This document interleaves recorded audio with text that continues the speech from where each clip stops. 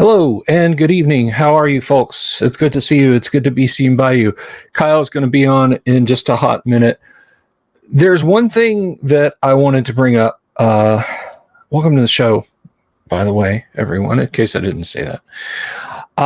There's one thing I want to address. First of all, I'm not apologizing for this and I'm not taking the tweet down, but I made a point today that apparently went over some people's heads. So I want to clarify something that I said. I said, now is the time, with all that's blowing up with Wizards of the Coast and the OGL, for all of us to stand together. And some people have apparently taken that to mean that I think that, we should all just run over and play 5e, or, we should, if you don't like how these people game, we're all part of the same. Guys, there's two sides of this. There are two possible sides of this thing with Wizards of the Coast. You either hate it, like I do, and lots of other people do, or you're willing to simp for a multi-billion-dollar corporation. You're happy to abet them in stealing from people. Those are the two sides of it. That's one of two sides you can be on. You can simp for Wizards of the Coast and Hasbro, or you can be appalled and shocked by it in your own way. But I'm not saying, we're all gonna just bunch up and sing Kumbaya. All right. I'm letting you know. You can be with Wizards of the Coast and Hasbro, or you can be with gamers at large. If you took anything else away from that, insisting that you join some subgroup that you might not like over here, you're wrong. That's not what I meant. So with that said, let me welcome my long absent co-host, friend, and all-around swell guy, the one and only Antipodean, iron-fisted game master, Kyle Schuant. Kyle, how are you, my friend? Hello, boys and girls. Thank God you're back. I don't feel you need to take sides for or against a multi-billion-dollar company. The good thing is that you can mostly ignore them. As I said, all right. So some guys won't, most people won't know any of this, but so I previously had a Twitter account where I mostly talked political things and that, and I started that up in December 2020 when things were pretty dark here in Victoria with all the lockdowns and the economy tanking and all that sort of stuff, with a not very good government. So I was like raging away and distressed a lot of people and connected with some people I hadn't expected to connect with.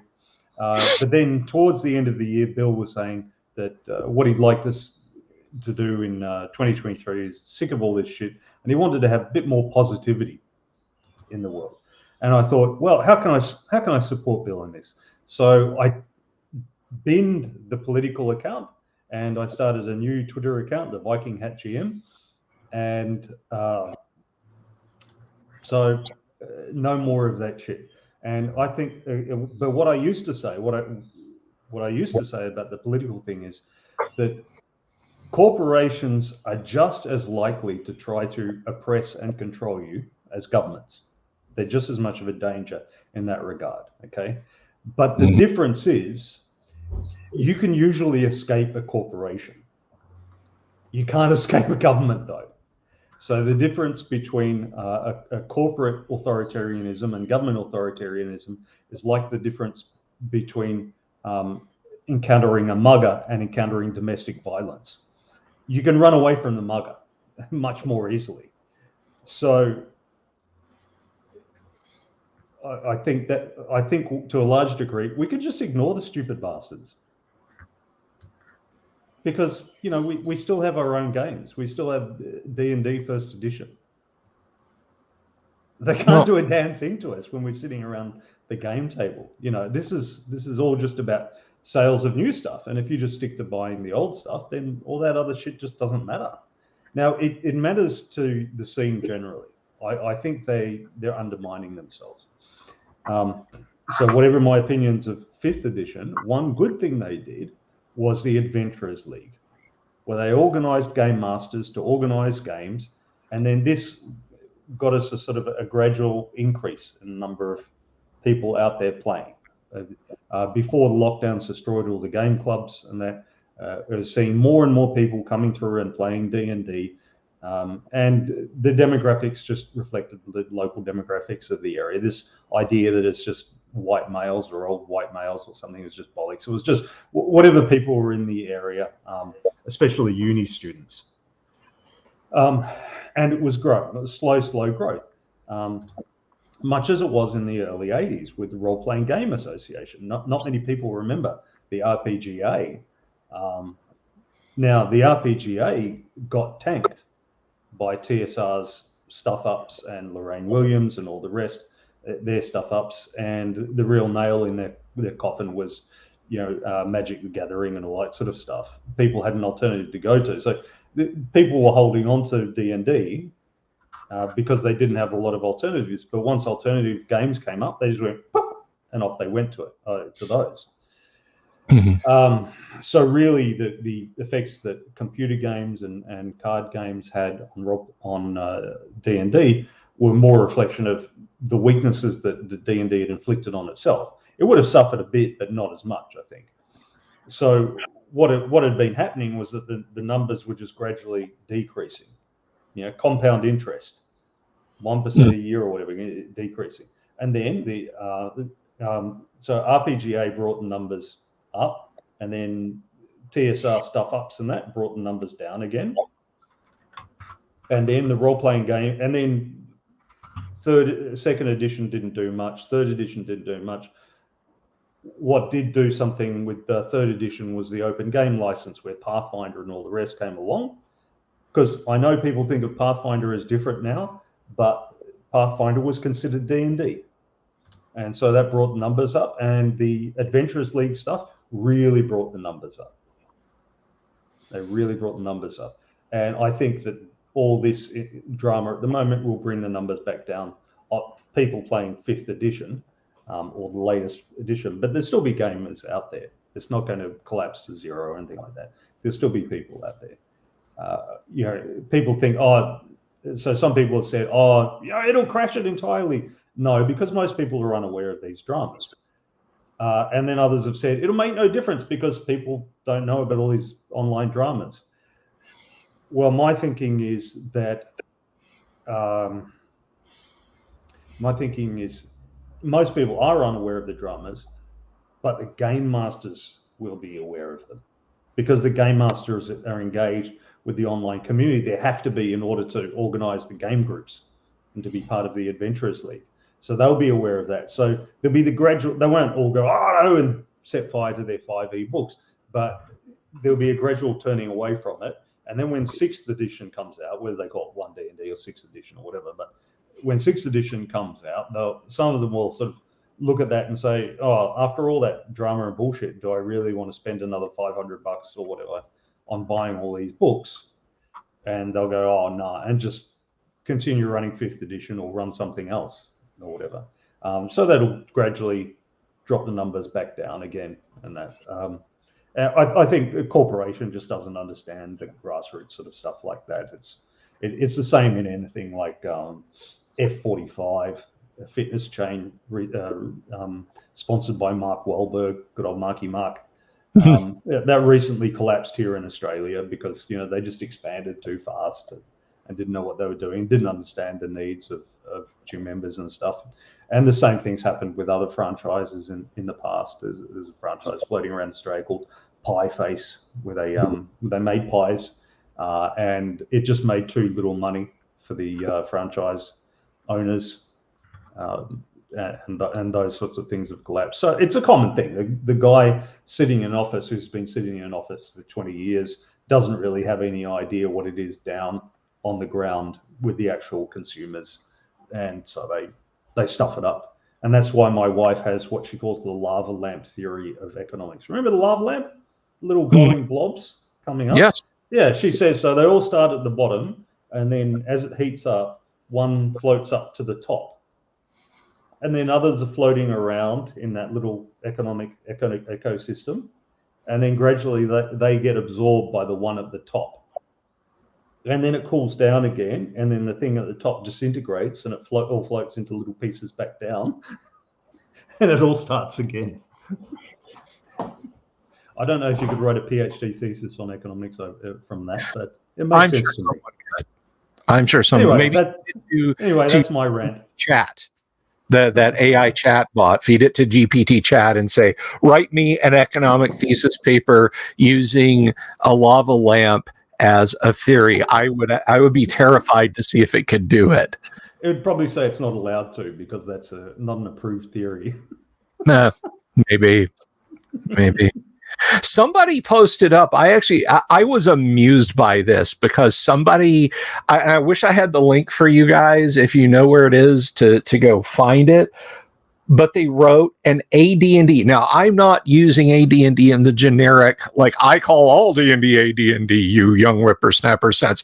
But they wrote an advanced Dungeons & Dragons first edition module using Chat GPT and generated all the art for it using the AI art generators. They literally just created the thing with prompts. So... maybe we could get it to write a role-playing game. That might be a lot of fun if I could go out and find a free Chat GPT type bot. I'd give it a shot. It's write a role-playing game for me.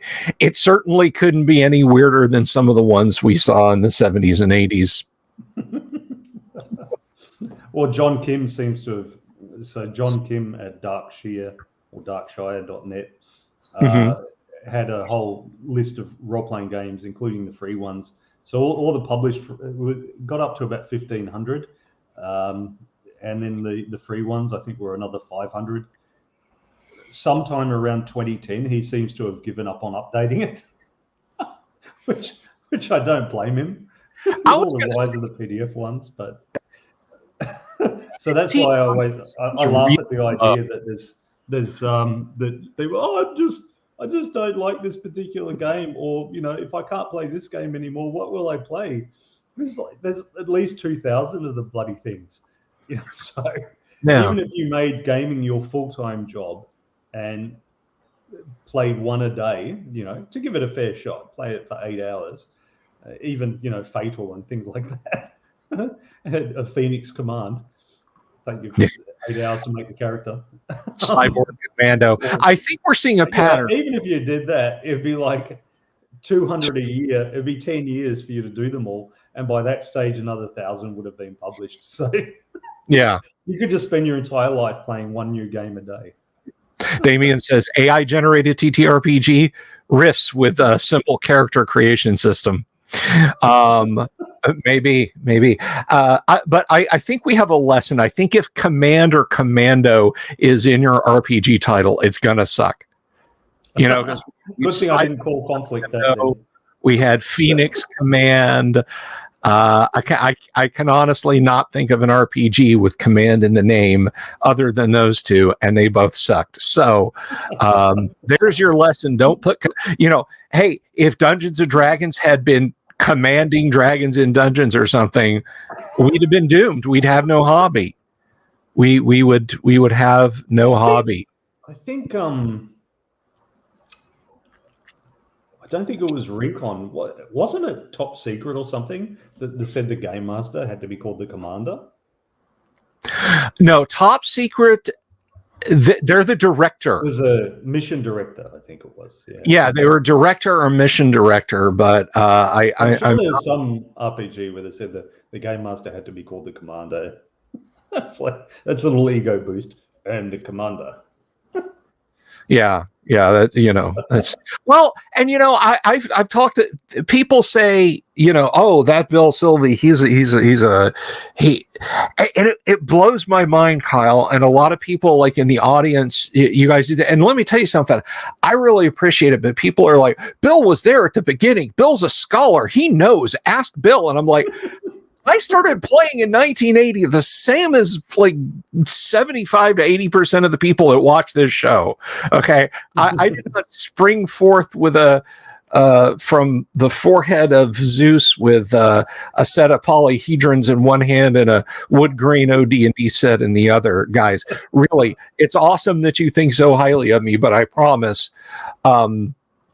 but there are some truly beardy grognards from back in the day. I think Tim Kask is one of them, possibly Mike Mornard. Like, they hate the term dungeon master. It was referee.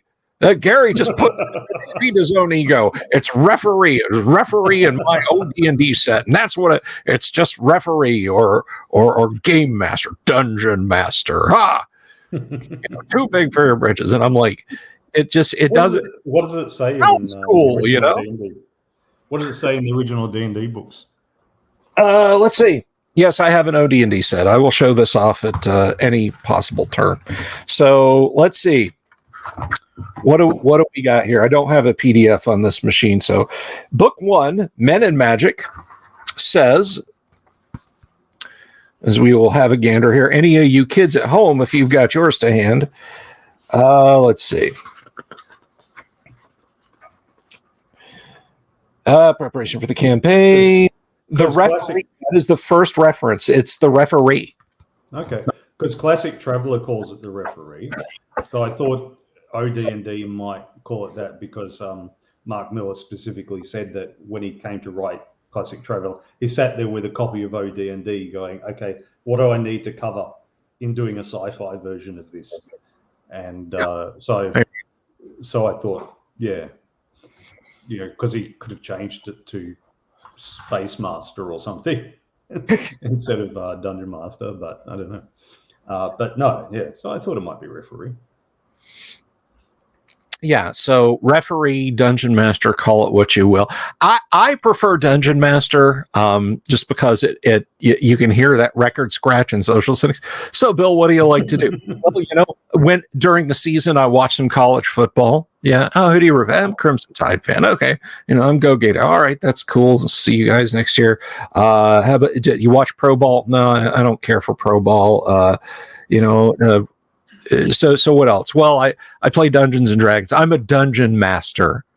Have you met my wife, Colleen? Colleen, come over here and say hi. And it's like,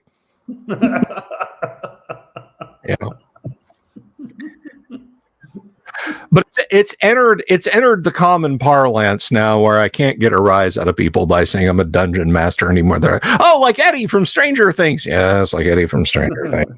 I graduated high school on time, thank you. It didn't take me 3 shots and a invasion from extra-dimensional horrors. But no, I'm okay with it being Dungeon Master. I think the Dungeon Master's Guide refers to the DM as sometimes as game master and sometimes as referee as well. But I'd have to dig through the PDF, and quite honestly, I don't care.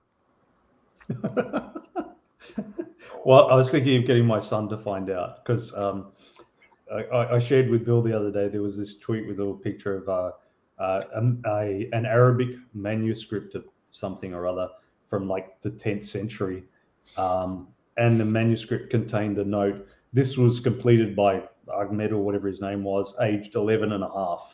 On such and such date.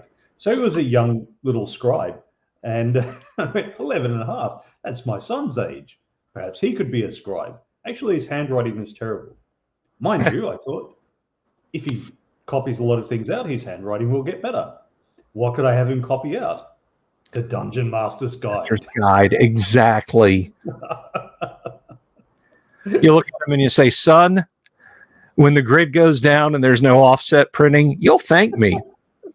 Canticle of Leibowitz are copying out the DMG. There you go. I'm reminded of this great bit in Babylon 5. Babylon 5 was one of the best science fiction series on TV that nobody watched.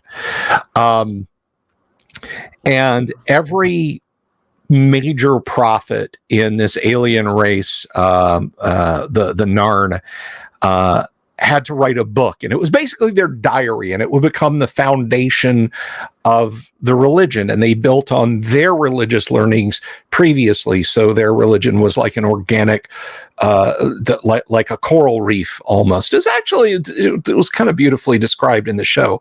But so a main character in the show, Jakar, is of this race, and he writes his first manuscript. And one of the things is you have to give this manuscript to your friends to read.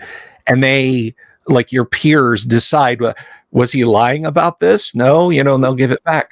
So he circulates this around, and it goes back to the home world. He kind of becomes a messianic figure, and they start printing and distributing copies of this book. And someone on the space station, Babylon 5, comes back to Jakar with a copy of the book and says, this is amazing. I felt the translation between your language and English. It flowed so naturally. And thank you very much. He says, but on page 531, what is the brown semicircle? And he just kind of face palms and says, I lent the manuscript to your security chief, Major Garibaldi, and that is where he set his coffee cup. When they send the manuscripts home, everything in the book that isn't specifically said to be removed has to be copied exactly. So going forward, every copy on page 531 has a coffee ring stain on it. I'm reminded of some of you will be too young to remember this, but back in the 80s, there was a big fraud of the Hitler diaries had supposedly been found. Old Corporal Schicklgruber had written his memoirs, or kept a diary every day, and they'd supposedly been found. And it was, published in some magazines and stuff until they realized it was all bollocks. But, they'd already paid millions of dollars for it. However, there was found the Himmler diaries. But to my knowledge, these haven't been properly published except for some scholars, because they're really, really boring. Yeah. Because he recorded everything. So he'd say, 7:30, I got up and had a breakfast of 2 eggs with some mushrooms. And then 8 o'clock, I had a bowel movement. He literally recorded his bowel movements. It was copious and loose. 9 o'clock, met with the Fuhrer to discuss the situation on the Eastern Front. Needs more armored divisions. Yeah. I mean, 10 o'clock, met with the Gruppenführer about how many Jews he had exterminated that week. He just had this really boring diary. Yeah. It hasn't been published. I'd say if you haven't read it, or anybody out there, if you haven't read it, probably, and I know in years after it's kind of drawn some flack, but the best 50,000 foot view of the war, at least in English, that I've ever read, is William Schreier's Rise and Fall of the Third Reich. I do recommend it. It is an amazing read. Whether you are inclined historically, whether it's just that kind of thing sort of fascinates you, read Schreier's book. It is a meaty tome. You are not gonna, it's not beach reading. Okay.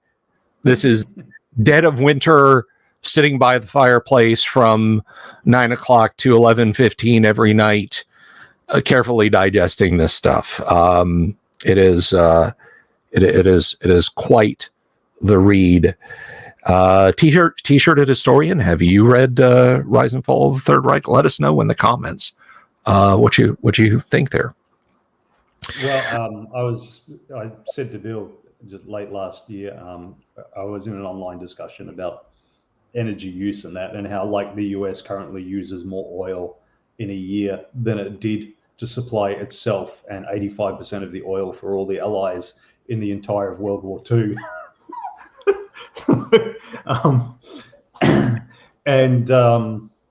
The guy had discussed that with, asked for sources on that. So I went and I looked it up, and I found the League of Nations World Book from 1941 that had all the stats of all oil production and mercury production and all the rest and everything.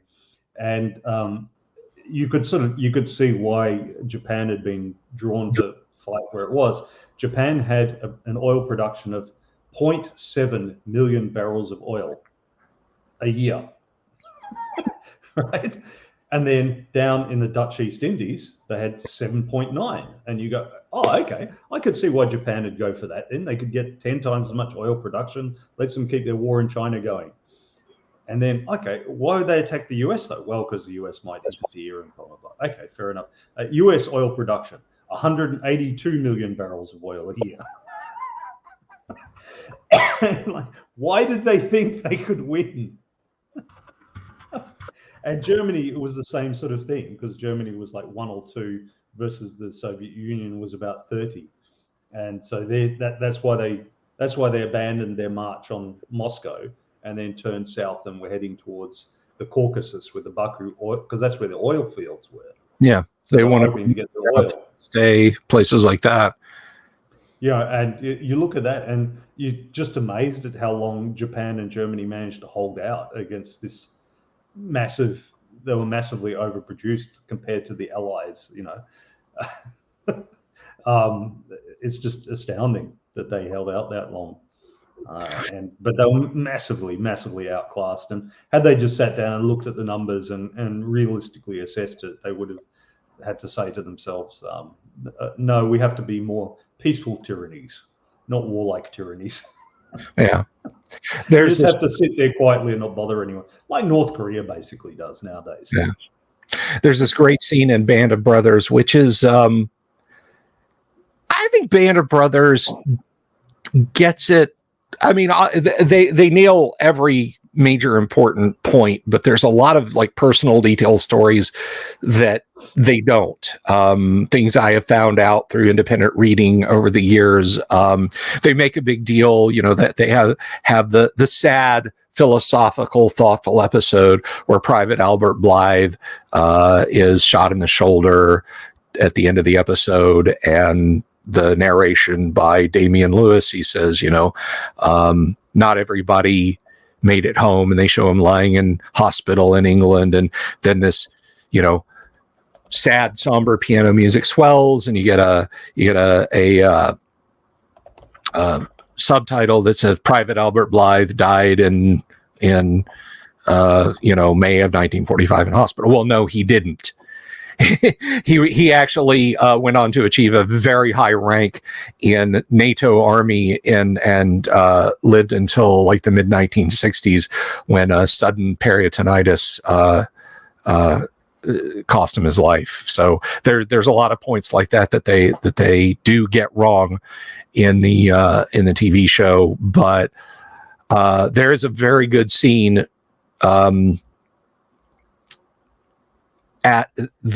towards the end. I want to say it's in the last or the second to last episode. Easy Company is driving further into Germany, and you have literal, like, you've all seen the pictures, you've all seen the footage of divisions, armies of German prisoners marching to assembly points to be basically interned, and the units are moving along, and they have a lot of cash-ins and horses and that sort of thing. And one of the members of Easy Company stands up in the truck and starts yelling at them as they're driving up the other side of the highway.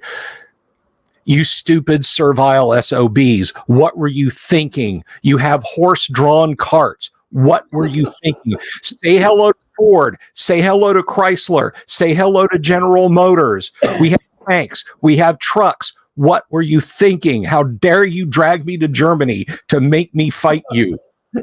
Yeah. I can't remember where I read it, but I was reading about how the US Army had this unit that was dedicated just to carting around gravel for the roads. Yeah. just because all the vehicles, the enormous amount of vehicles would churn up all the local dirt roads, and so they just went around pouring gravel, and then a few divisions that go through the roads, and then they come along 2 weeks later and pour gravel on it again. Stephen Ambrose wrote about. He had a book that basically covered the history of the United States Army in Europe from D-Day to the surrender of Germany. So it's a pretty meaty book, but he mentions the memoirs of a German general when Allied forces were being overrun during the Battle of the Bulge and they were falling back. The Americans had not bothered to destroy an ammo dump, and the Germans were like, "Hey, this is great. If we seize their weapons, we've got this." And he ordered his driver in the Jeep that they were in. They had an American Jeep that they'd seized. It was sitting there, gassed up, and it took him a few minutes to get driving. So he takes this Jeep and he starts driving up and down the rows. And he said, "I drove through pallets of 105 millimeter artillery shells. And the space was bigger than the village that I was born and raised in as a child." And he said, and they abandoned it. They didn't even, we didn't find like preparations to blow it up. It was just left. And he said, it was at that point that I knew we were utterly lost, because there was no way. They left like square miles, plural, of 105 millimeter palletized artillery shells and just drove off like, "We'll get more of those." Yeah, the guys are saying they prefer Hogan's Heroes and LOLO. So do I. I think it's an accurate depiction of the Germans. They were very silly. Yes. Hogan's Heroes was one I grew up with that, but there was a problem with Hogan's Heroes when I was a little kid, and it was on Monday nights, because we got the show out of Atlanta. We lived in a little town in the very eastern edge of Alabama. We were like a couple hours away from Atlanta, so we got WTBS, which now, of course, is Turner Broadcasting. And Turner went on to create CNN and everything. But back then in the 70s, it wasn't quite so huge. And I'd watch Hogan's Heroes because it was funny and it was World War II stuff. And I was big into G.I. Joes when I was a kid. So it worked, right? But on Monday nights, they ran this horror TV show from Rod Serling called Night Gallery. And if you go on YouTube and you look up Night Gallery opening titles, the music, this discordant, bizarre music that they played at the beginning of Night Gallery would scare the hell out of me. And I'd be like, "Oh, okay, cool. Hogan's Heroes is over." And then they'd cut straight in to the opening credits for Night Gallery. And I just have nightmares for the rest of the evening. Like I wanted to be upstairs playing with G.I. Joes and Star Wars figures and Legos before Dad forgot to get up off the couch and go across our huge living room with the pliers and change the channel on the TV. Because Night Gallery scared the heck out of me, and it was right after Hogan's Heroes. So you know a little bit about my past now. I don't remember what time it was on. I think it was repeats by the time I saw it. Oh yeah, I mean for me too. But it's funny, when I was a kid, I looked at it and it's like, wow, this is old TV. Now I see stuff. The only ones the only times I remember, because like the things I remember watching were things like Doctor Who, Hogan's Heroes. There was a documentary one in Australia called In the Wild with Harry Butler, and it was this bearded guy in like cargo shorts and a crappy beat up old hat who'd go around in the outback somewhere or in the bush, and he'd be, playing with snakes and spiders and dingoes and stuff, and saying he was conservationist. He's like, "Oh, pick it up, have a look at it, and then put it back down where you found it again." It's like, I'm not picking up a fucking snake. No. Well, this one's harmless, but Sunday night had Mutual of Omaha's Wild Kingdom. Do you know that one, Kyle? Marlon Perkins, Okay. We have a big, at the time in the 60s, 70s, and 80s, they may still be around, but there's a insurance concern here in the United States. And to show that they were conscientious, they sponsored Wild Kingdom, which was this genteel old fellow who would dress like, the safari type, but he was in a wood paneled office covered with animal heads and skins on the walls and that sort of thing. And he would narrate. He would stand in the office. Marlon Perkins was his name, and he would narrate. And then they would cut to film of Jim. Jim would be the one doing the thing, going out and picking up the snake, and he'd be riding in a Jeep, chasing down some terrified antelope that they'd shoot with a tranq gun. And I was a kid, I'm like, oh, they tranquilized him. That's sweet. Deer just had a little bit of a nap. I mean, imagine you're walking up the street and somebody starts driving it mad behind you and then doses you with we think that's enough fentanyl to just make him go to sleep. That sounds very much like an adventuring party. Yes, very much. But we didn't kill him. Yeah, you chased him down with a Jeep and you fired fentanyl at him. Yeah.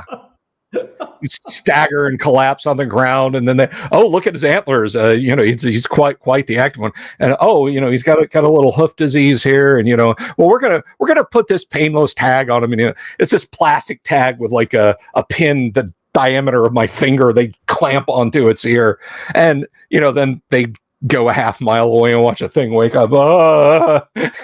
Stagger off, because you've cut it off from its herd now, and it's bleeding out of its ear because of your tag, and it's slowed down and discombobulated.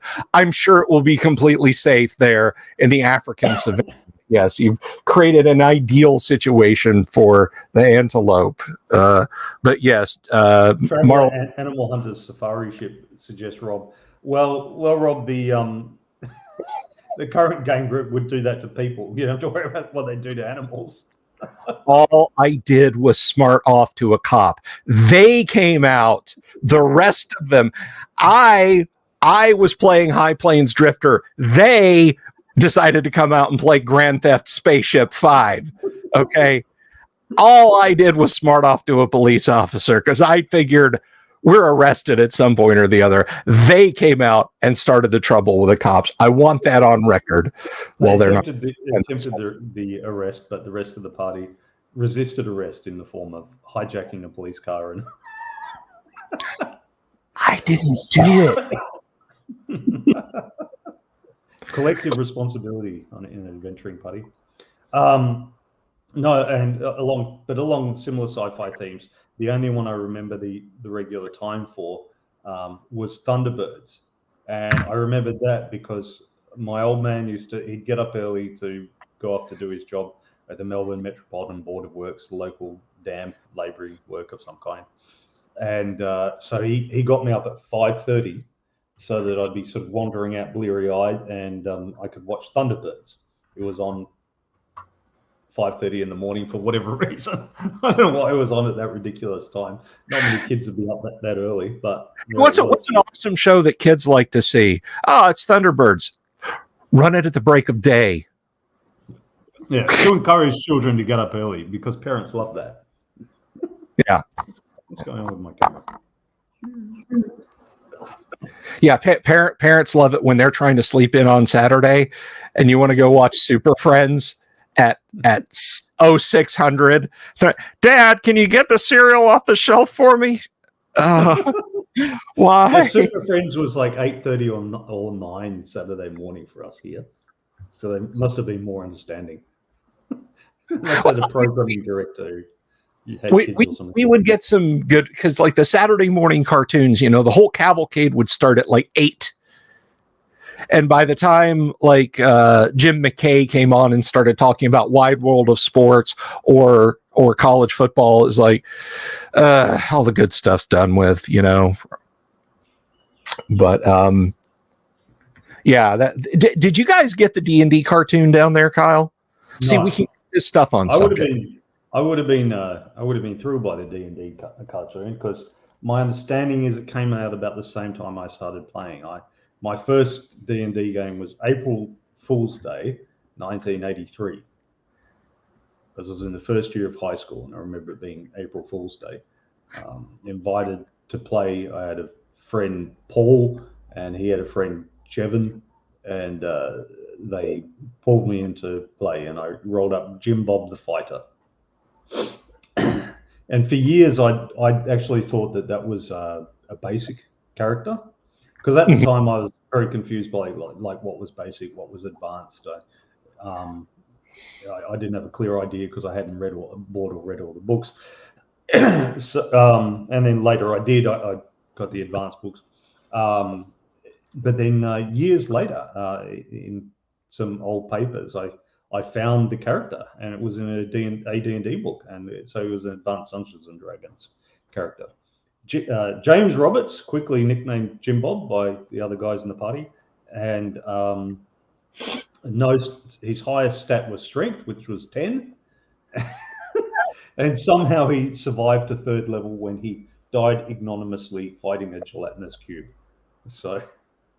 Yeah, there's not. I mean, dying fighting a gelatinous cube, I think, is the definition of ignominy. You have to be, you backed your submarine into a seamount, or tripped and fell into a nuclear reactor pool, or I don't know. I mean, there's not too many more ignominious ways to go than swallowed by semi-sentient carnivorous jello.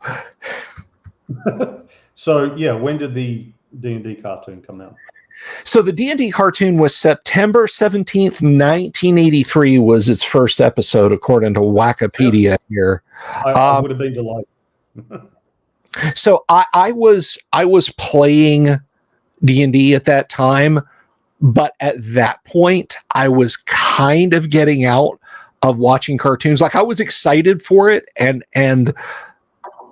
thrilled by the idea of seeing it. But again, I was at an age where when Saturday rolled around, I didn't want to get out of bed. I was like, don't disturb this young teenager until 10 or 11 in the morning. I don't want to think about it. So I actually didn't see a bunch of the D&D cartoon, because what happened was, after 3 seasons, when it was on the cusp of producing enough episodes to where they could start syndicating it, selling it to other channels, running it in later time slots, because of the collapse that was going on at TSR, Gary, who was essentially the big brain behind it, he had to leave. He had to split and head out to Lake Geneva to try and save TSR. And the production company was like, well, I mean, you told us you had to kind of keep your hands on the show running stuff, and if you're gone, we're not going to keep doing it, despite the fact that it was hugely popular. So it was gone, and it never came back in circulation. No afternoon, like after school time slots, no package deals where you could buy videotapes in the 80s and 90s. So it was kind of sort of obscure. It was a neat show to begin with, and not producing enough to get into a syndication package. That was all she wrote, and I was out of cartoons. So a lot of people who are just a little bit younger than me, like I'm turning 53 in a couple of weeks, and there's people in their late 40s who are like, I love the D&D cartoon. I watched it every morning, saw every episode, and I'm like, so did I, on YouTube about 2 years ago. Yeah, well, I didn't go through that teenager I'm too cool stage. I always knew I was a dork, so I knew I was a dork. Worried me. I just wasn't aware that it existed. I mean, I suppose it might have made its way to some obscure TV channel or something, or cable later on when we had it. But yeah, I just never heard of it. Yeah, and it's an okay show. I mean, it's not terrible. It's certainly better than the 2 or 3 live action D&D movies that they made, and I'm sure it'll be better. They're getting up, that they're getting to unleash on us here in a few months, which, I mean, it's going to be quality because they're releasing it in March. That is literally here in the Northern Hemisphere. That is the dead zone for movies. You just release it in March. That's probably why Wizards are doing this retarded shit that they're doing now. They're hoping to capitalize on the release of the movie. They're going, oh, we had Stranger Things, and that mentioned D&D a lot, and and now this is coming out, so that'll boost it further. So this is the time to really, milk it. So that's probably what they're thinking. It's, I don't think it'll work. Companies think these kinds of things, like, even in the fitness world a few years ago with weightlifting. So weightlifting with international competitions, you might think that if there's 50 people competing or whatever, they just take the 50 in the world. When weightlifting, they don't do that because it would just be 50 Chinese and Russian names with a few Bulgarians thrown in, So what they do is they take the top so-and-so from regions, the top 10 from Oceania, the top 10 from Asia, the top 10 from Africa, and so on. And it's still a Chinese or a Russian that's going to win, but the others at least get to do a few more international competitions. So that means that individual countries start to kind of negotiate amongst themselves. How many are we going to send? And if we do send them, who are we going to send?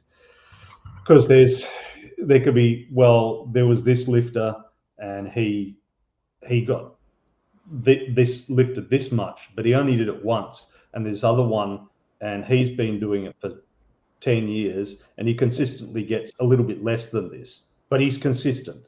The other one might choke, so we don't know, and then that'll make the difference between whether they get to be 8th or 12th. Ooh, but that's that's how it is. So a couple of years back, what they did was there was a lifter, Erika Yamazaki, who she was up for it, and she was looking pretty good.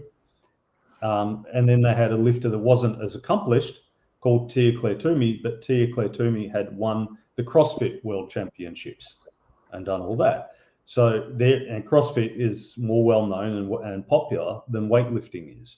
So they said, okay, if we get the CrossFitter to go to weightlifting World Championships or Olympic Games, then all these people will flood into weightlifting clubs. And of course, it didn't work because the message that it sent to CrossFitters was not go and do weightlifting. The message it sent was, you can just do CrossFit and you'll go to the Olympics in weightlifting. So it didn't work at all. But as I said, when people have spent 20 years in an office rather than down on the ground dealing with people, they have these stupid ideas. So I think this will be their idea.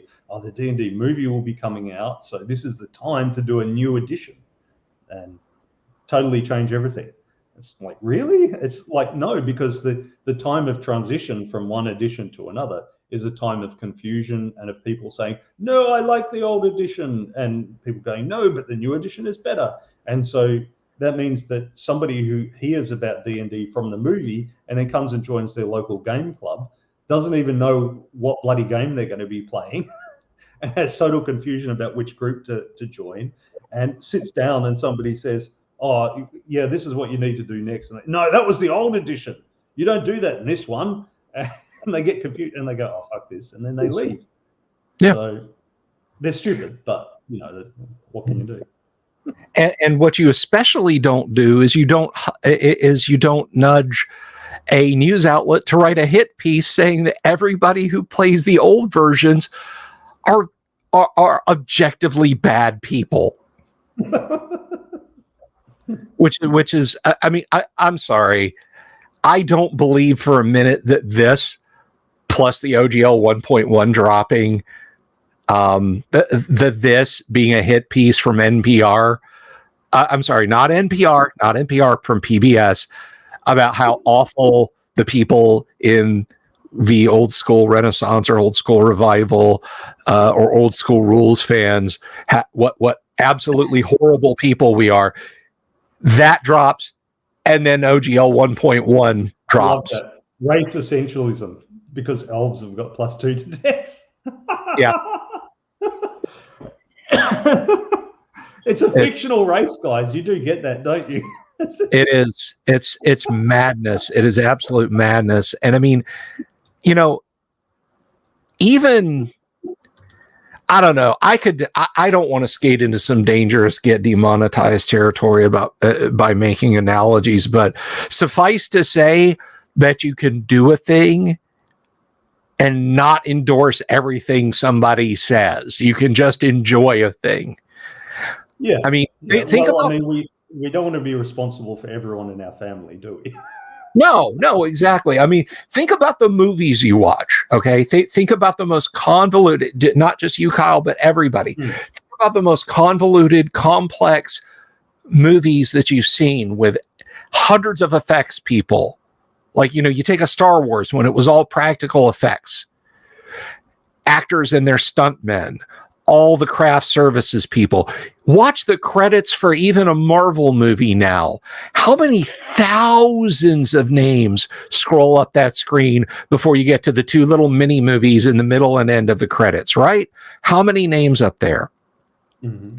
Simple statistics dictate that in those lists are some truly awful people, some truly hideous people. And if you sat down with John Smith III, who was like the gaffer for the Best Boy, for craft services, for vehicle maintenance, for animal handling on hairdresser or something. Yeah, on Iron Man 3, if you just scooted over and sat down and said, "Say, I hear X, Y, and Z," and they said, "Yeah, that's true." And it would make your skin crawl. But you're still going to watch Iron Man 3, aren't you? You're not endorsing what that guy did or said or anything like that. So I just look, I don't care if J.R.R. Tolkien turns out to be John Wayne Gacy. I don't care. It doesn't. The book's still good. Lord of the Rings is still good. I just don't care. Yeah, I mean, there's a squick factor that I can't I can't do a thing because I don't want to be. Maybe I care too much what people think about me, but there are some things we've talked on the show before about Marion Zimmer Bradley. What an awful, awful, awful human being she was. I mean, just in all the most hideous, heinous way. Short of unaliving someone. I can't read Miss of Avalon or anything else she wrote because I know now, unfortunately, what was going on during her breaks in between writing those books. But by and large, I'm with you on that front. Yeah, I can read Marion Zimmer Bradley. I don't care as long as it's good. I just don't care. It's that doesn't mean that I necessarily want to read the political polemics. Sure. Recently online, people have been looking again at the Unabomber's manifesto and going, "Oh, this makes sense." And but it's sort of all the reasoning led to him sending mail bombs to people. So. Yeah. I'm kind of reminded of what I like to do, what I've enjoyed doing with villains sometimes in games is because every villain thinks he's the hero, right? Every villain has really good reasons for why he's doing these horrible things, and so if they get a chance to talk to the player characters, they're like, "Well, it's simply that, blah blah blah," and they give the rationalization. And I remember one of the players, Emil, going, "Oh yeah. Wait, no!" So as long as the book doesn't lead to them endorsing, horrible things by the end of the book, I don't care. As long as it's not covering the topics of their horrendous actions, I don't care. I mean, it's entertainment. Yeah, and you got one of your fellow countrymen there, Anchorite Cat, Kyle. Good man or woman, good person. That's mutilation. So I'm not assuming anything about anyone's gender or whatever on the show, but that's a wave of mutilation. So just switched to Anchorite Cat and forgot to change his PFP, so I knew immediately who it was. Sorry for doxing you, bro. I don't know what a PFP is, so there you go. I can't talk. The user icon, the little picture there on YouTube. Like he's got the I thought that was an avatar. Avatar, yeah. Michael Connor says, after years of seeing MZB novels and never picking one up, I'm so glad I passed. Yeah, that's, Yeah, but I mean, I don't. Just looking over at my bookshelf over there, or one of my bookshelves over there, I don't always enjoy things. When I go back to look years later, I don't always, someone says, this isn't as good as I remembered it. But sometimes you go back and you appreciate it more. Yeah. But to go all the way back to the people who the hit piece, the hit piece from PBS. I mean, I'm sorry, I've said it before. It's 2 cubed by half. That thing drops last week, and it got right 3 times. 3 times PBS kept posting it to try and escape the ratio. And that should have been the bellwether for Wizards of the Coast. Guys, we're nerds. We roll dice and we know things. That's what we do. Did you honestly think trying to just hide something by moving it, like, we'll move this 2 posts up and they'll never find it again. They'll never realize it. We found it again. We found it a 3rd time when they changed the title and like the opening block of text. But still, the rest of the article was the same. Guys, we were latched onto your throats. We weren't going to let go. How did you think this was going to end? But that it came out, that thing dropped right when they got ready to cut loose OGL 1.0A, when they knew the reaction from the old school crowd would be loud and shrieky. What did you think was going to happen? Yeah, and it's such a joke. It goes against the experience of every gamer too. Look, there are arseholes out there. Okay, there are gaming horror stories that you can find on Reddit. But I don't think that that's anything inherent in gaming, and it's certainly not inherent in which particular game you choose, whether it be D&D or GURPS or Phoenix Command or whatever. It's just that a certain fraction, as you said about the movie credits, a certain fraction of people statistically will be arseholes. And so some of them will turn up in game groups. What we hope is that the game group, if well run, will kind of push those people out. Will exclude them eventually. I think, like I've seen recently, people, well, not just recently, but it's been on my mind recently, people talking about, online people are horrible to each other and all that, and because we've lost that face-to-face feedback, so we're not as empathic in that. Well, I disagree. I think because online there's also can be a lot more empathy as well.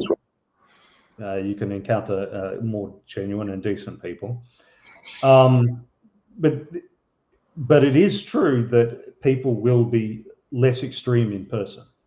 People will be less likely to give you a hug in person than a virtual hug, and they'll also be less likely to call you an arsehole to your face in person rather than just online. So it kind of moderates things. It's less extreme.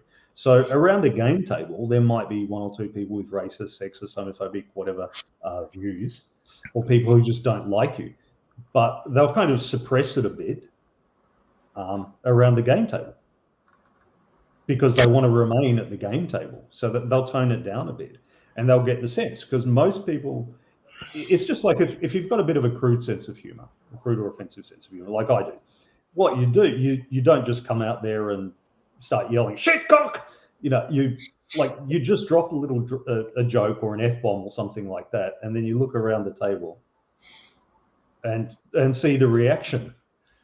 And if you see the reaction, then you do it some more. And if you see the reaction, then you don't do it again. So most people have got enough social skills to figure that out and do that. So the end result of all that is that most game groups are pretty inclusive and decent to one another as individuals. And there might be the occasional individual that's awful, but they don't stay in the game group for long. They show themselves the door. They don't usually have to be told. I've experienced that a lot because, as I've spoken about before, over the years, I've had open game tables many times. And people come along and you'll get somebody who fits in really well and they're really nice and that they tend to hang around. And then you'll get someone who comes in and they're just a bit off in some way, a bit rude or nasty or something.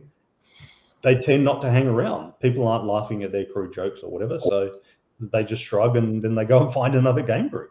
You don't have to have this intervention. It's like, dude, we've got to meet up. We have to talk to you about what you said last night. Whatever. It doesn't happen. You just, in normal human society, people figure that out and they find another group who agree with them and they go off and write fatal or racial holy war together or something. Yeah. Well, and the thing, this is this kind of dovetails nicely into something that I like. Ever since I heard this term used years ago, I've been saying it is right and proper to gatekeep your gaming table. Gatekeep away people that don't want to game. Gatekeep away people who want to use your gaming table as their forum of 3 to how many ever people you got. For some people, it's a dozen. For some people, it's 5. For some people, it's 4. For some people, it's only the 3. They want to use that as their, kind of mandatory forum where they get to go off on whatever polemic they want to, and try and use your game as some kind of tool or weapon to force their points of view. You keep those people away. The gate, and it's incredibly easy to pass through, is this: be there to play a role-playing game, be there to enjoy, be there to have fun. Otherwise, don't be there. Go find something else to do with your time on whatever evening. And I'll tell you, there are people who game with me, many of whom are friends of mine. They're dear to me. And I'm not talking about, I've fallen into the classic geek fallacy of everybody I hang out with that likes this are my best friends.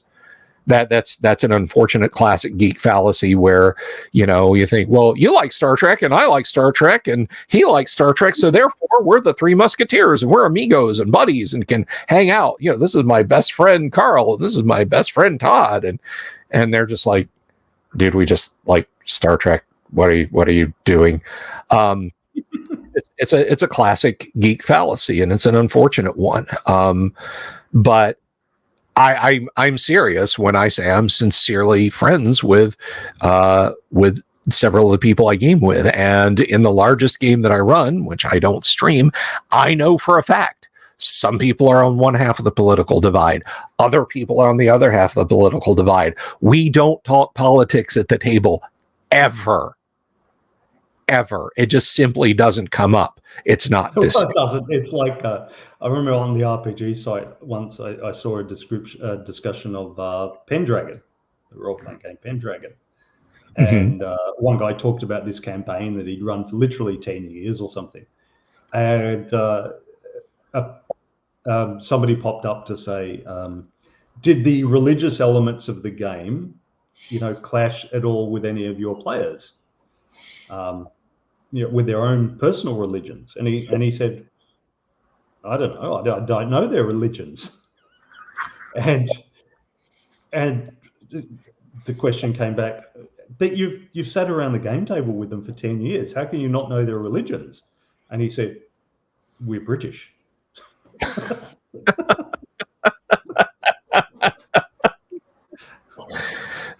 So being American, you know, but you might not care. And the British, they don't even know. And that's where the Australian came from. So the comment was before the Australian, whatever. I don't give a shit. So I think we got that from the British, where we just whatever. Yeah. But yeah, no, it doesn't matter. And I think maybe if we kept our hobbies a little bit better when we saw the people who wanted to use whatever game you're playing. Look, I don't care what it is. I don't care if it's Vazen. I don't care if it's Things from the Flood. I don't care if it's the new Vampire or Torchbearer or Rifts or even Classic Traveler. Like your first question when you sit down at the table should not be, what's the representation like in this game? I don't think anyone really asks that. I don't think anyone who really games asks and that. Yet I think that's just bitter non-gamers. It's the old BNGs, the ones who came to ruin RPG Net 10, 15 years ago. People who don't game. They're only role-playing as pretending to be gamers. Like those fuckers on Critical Role. No, people who actually game don't care. And I agree with you. First of all, Kyle, I agree with you. Okay, I'm not about to gainsay you. Here's the thing. For some reason, the BNGs over in the comics world, I guess you would call them BNCRs, bitter non-comic readers, caught the eyes and ears of Marvel and of DC to a lesser degree, but now they firmly got their claws in there too. Well, the non-readers in comics, since they collect them, they at least spend a lot of money. So it makes sense for a corporation to listen to them. That's just it. They don't. They don't. Let me. There was a time when if you worked for Marvel and you were given a book as a writer and an artist team, artists might do a little bit better in the fallout, but as a writer particularly, if you did a book and your book moved 75,000 copies in a month, you would be called into Jim Shooter's office and he would sit there with the issue and he'd ask you what the hell your problem was. What did you think this company was about? Why are you wasting our time? What is the meaning of writing a book that only sells 75,000 issues? Nowadays, and you would probably be terminated. They would taper your book off and your characters might appear once or twice ever again under the stewardship of a different / better writer. The artist might fare a little better, because they're literally just assigned, and artists are a bit rare. We writers are hacks and we're a dime a dozen. But nowadays, because of the BNCRs, if a book does 50,000, 30,000, it is considered an unqualified success, and let's crack open the champagne.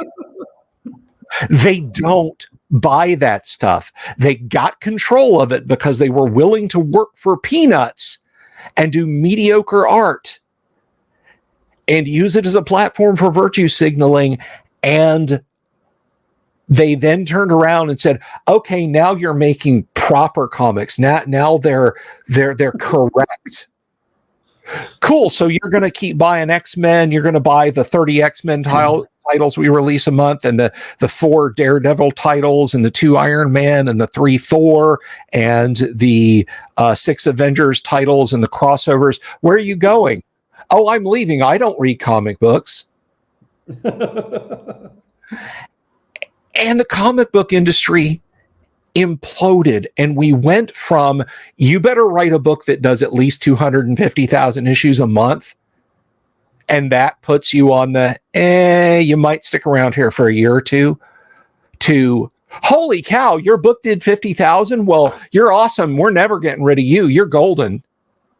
So no, I disagree. The BNCRs don't spend money on the comics. But I'm not bitter about it. I just have no interest.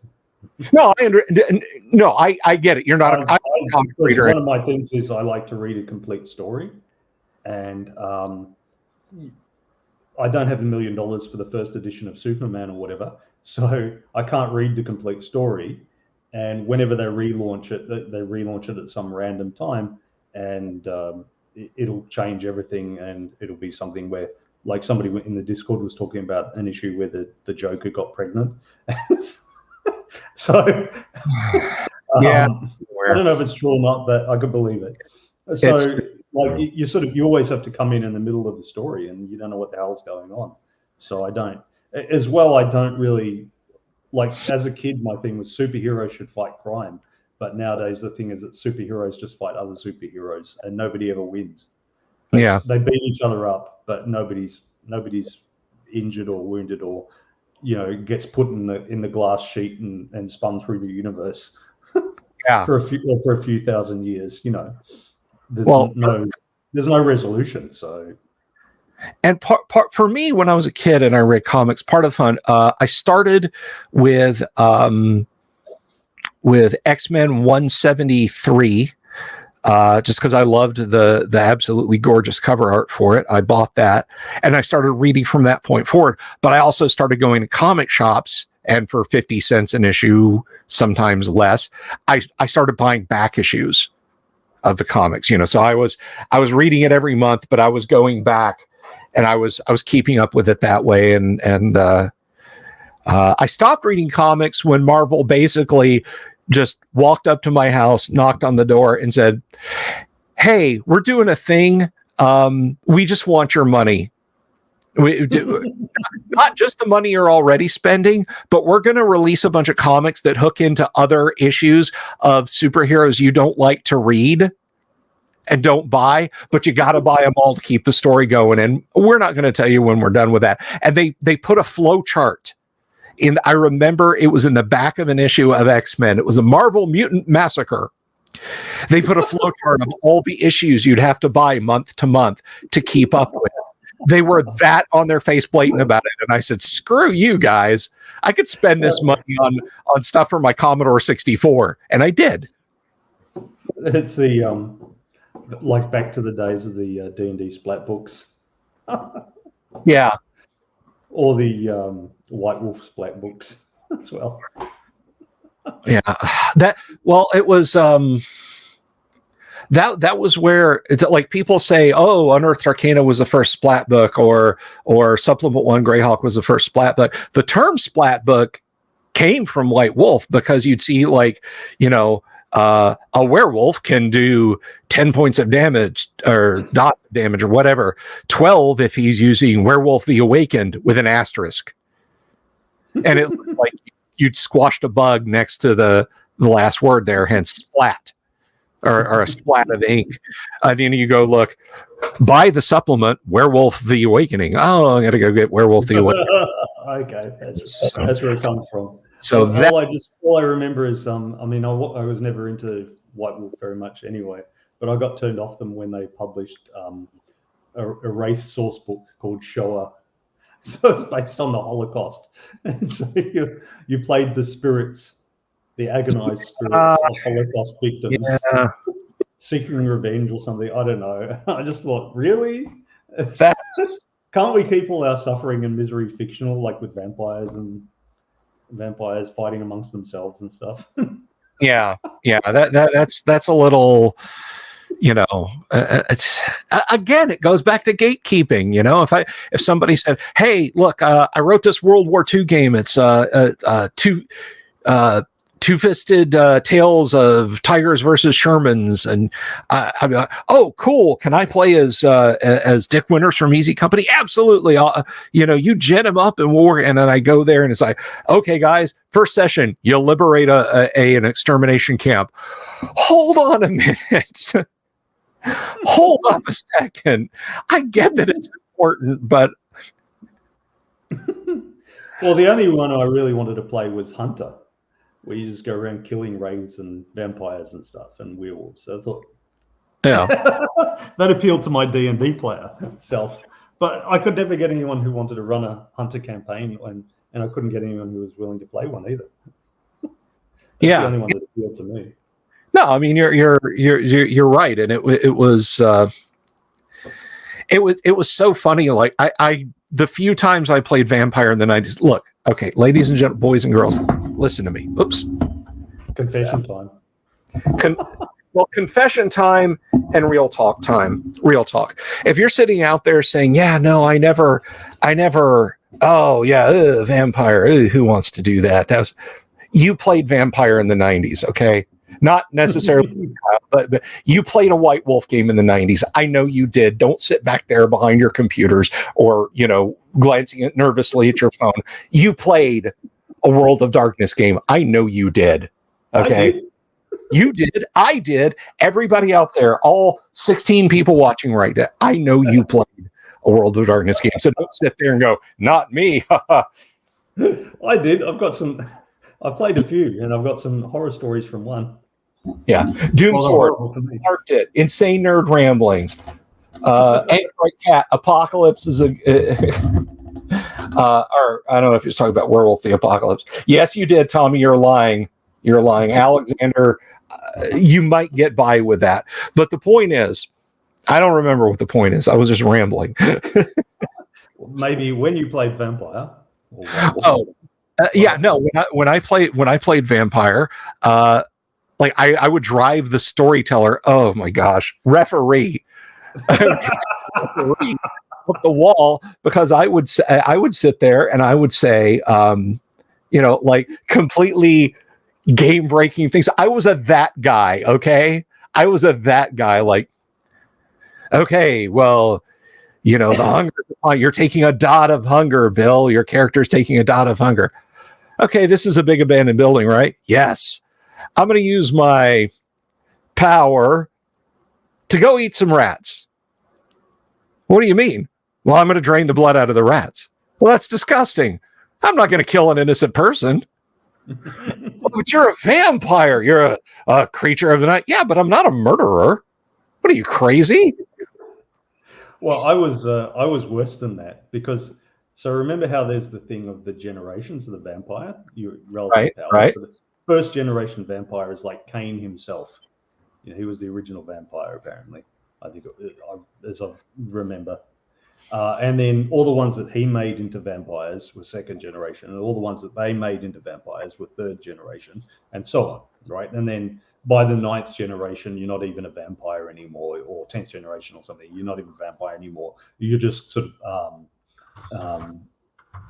what was his name? Ren or something? The assistant to Dracula in Renfield.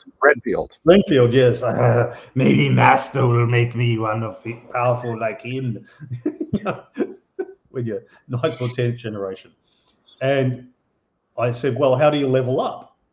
And they were, what do you mean level up? How do you become a higher generation? Oh, well, you could become a higher generation if you kill and drain the blood of someone of higher generation. And I said, oh, okay, cool. And they said, oh, but that's an evil, horrible thing. If you do that, they hunt you down and kill you. And I said, but when you're attempting to do it and you lose, you'll be hunted down and killed anyway.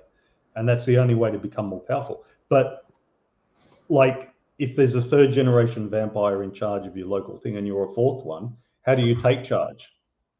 How are you going to take charge anyway? You're going to kill him and become 3rd generation. And then that way, when all the other 3rd generation guys want to punish you, you'll be equal to them. I pictured it as like the mob, right? You either content yourself with being a low-level functionary forever, or okay, if you want to move up the levels of the mob, you have to be willing to kill the guy who's above you. You either suck up to him, so to speak, and wait for him to die of old age. But if you're a vampire, that's not going to happen. Therefore, you have to actually kill him. So it's like the mob, except take away the patience. So patience in the family relations. So I figured that must be what goes on, and that's what I did. And I horrified the storyteller, which I don't know, why is it okay for me to drink the blood of these poor mortals, but then to do in a vampire? I didn't really understand that. Well, because you're a vampire. Like, what? So we all love each other? No, they're all houses and or whatever they call the different factions or whatever. No, there's all these different ones. They all hate each other.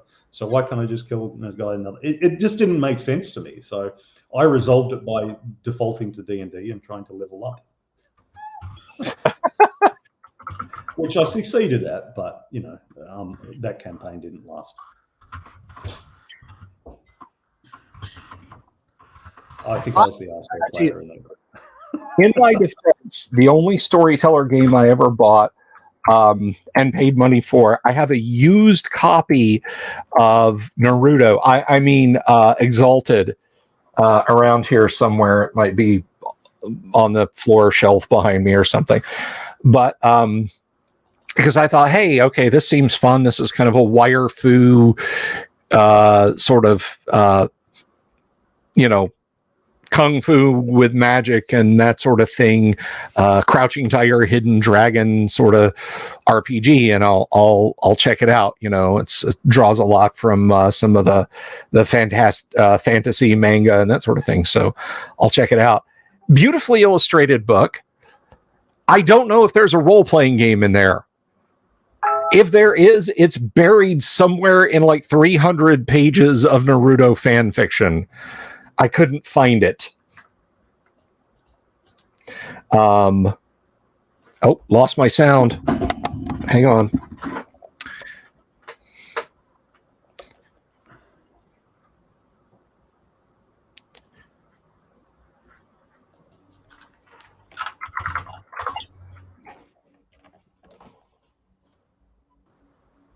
Can you guys hear me now? Can you hear me, Bill?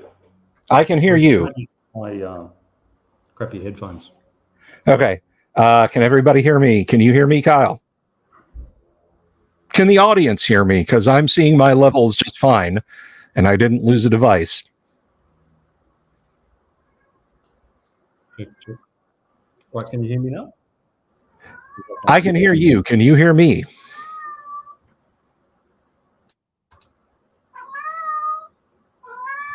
Anybody got me? Alexander was talking about Exalted. Fred Daniel is saying, great, he can hear us. So you can hear me. We can't hear you, Kyle.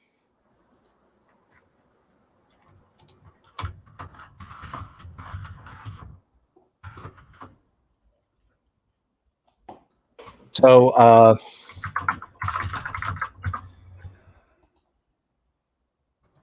hopefully Kyle, he says his headphones have died.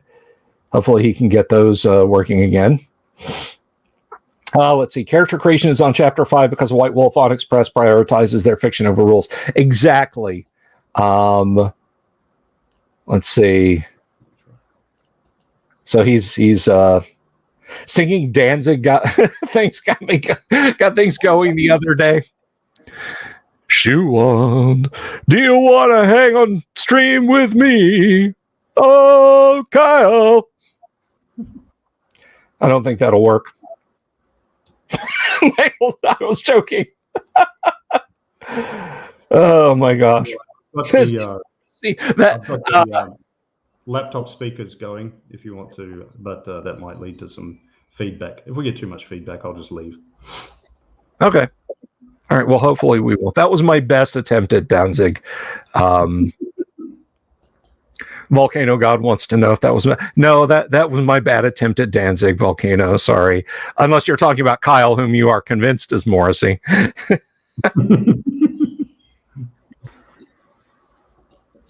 Owl Bear sung by Bob did too good of a job on Owl Bear. I'm not going to try and sing Owl Bear. Maybe if one of you guys wants to write lyrics for Summer Mountains, I'll sing that someday. Not. Thanks, Doom Sword, and let's see. Oh, welcome. We're up to 21 viewers. Welcome, everyone. I threw a tweet out there, and I said that Kyle and I were bagging on World of Darkness, and I think we have people either here ready to defend it. But no. The other World of Darkness one I had was when the Game Master was a Wiccan woman. Oh, hey, I need popcorn. It'll wait. Go ahead. I want to hear it. Well, I don't want to go into too much detail. Yes, you do. Yes, you do. She was a decent person in that, yes. But she's a Wiccan woman, and she was like full on goth with all the black velvet and everything. She Wiccan, formerly Jewish, later went into some Hindu stuff or whatever. So just one of those religious wanderers. But she put Jewish elements in the vampire game. We were agents for the Mossad. Okay. We went off on a mission. She had us at a synagogue taking Kiddush, which is like, you're like the Christian Eucharist. You have wine and bread, except just the wine part. And we were saying the prayers, but instead of over wine, it was over a glass of donated blood. And I'm not religious, but even I felt that was a bit blasphemous. Yeah, just a little bit, just a tiny little bit. There. Judaism has this specific prohibition on consuming blood, the blood of animals, and certainly on cannibalism. So it just felt weird to me, Yeah, no, I feel you. The interesting thing, when Vampire hit, there was a very brief period in the 90s when Vampire came out, and it was the first RPG to ever do this. It outsold Dungeons and Dragons for like 1 quarter. Sales of Vampire the Masquerade, when it first hit, outdid the sales for Dungeons and Dragons. Which, I mean, that's like saying, for 1 quarter, my cousin Ed, who builds kit cars in his garage, was selling more kit cars than General Motors was selling regular cars. That was pretty astounding. Oh, this one is for you, I think, Viking Hat, Kyle. Guessing there's no chance you could get McCracken on here. Kyle knows people. Well, I'm not in communication with him. I haven't spoken with him in the 10 years. When I did go to Seattle and met him, he was very hospitable, very welcoming. Spent the whole day with me, introduced me to some interesting people, took me around to what are they called? There's Seattle sort of goes across and then drops into the sea. There's like a sea wall there. And inside the wall, there's all these shops. And amongst the shops was a game shop, which when I went the day after meeting with McCracken, I couldn't find again. It was very strange. Did you maybe twist with Raven? Yeah, I don't know. Maybe it was alternate dimension sort of shop. It was a what's in Harry Potter, platform 8 3/4 or something. I don't know. He whole urban shaman magic on you. I've no idea if it still exists, but yeah, he's very hospitable. But he's totally crazy. What I will say about him is I think he was a great guy in that he never lost that geeky enthusiasm, that adolescent geeky enthusiasm that we had. Where we were just completely unashamedly geeks. And I think that's something to be embraced, whatever your interests happen to be in life, whether it be role-playing games or comics or, God forbid, cricket or something. Just be right out there and tell people how much you love it. People respond to enthusiasm and, be right into it.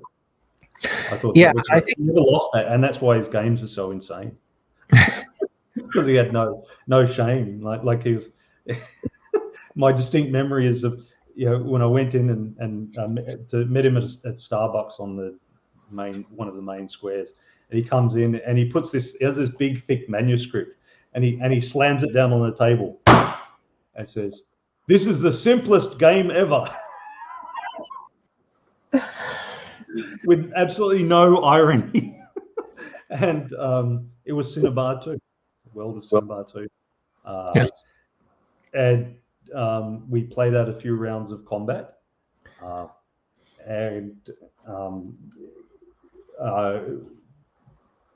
think we had like 100 or 200 hit points or something. And then in a few rounds of combat, I realized we were doing like 5 or 10 hit points, and there wasn't a possibility of getting a critical and just taking him out in one go. So once I realized that, I realized this is going to go on. I could spend another hour just fighting out this one combat. And so I got him to start talking about the history of Cinnabar and stuff like that instead, so I wouldn't be bored out of my gourd. And that was much more interesting. Yes. But he was going right into the details with the rules. He was telling me about his play testing and how he was, he had the surprise rules, and there were special rules for surprise when your character is asleep. And he said he had also considered having different rules for sleep surprise based on the stage of sleep, whether you were in light sleep, deep sleep, or REM sleep.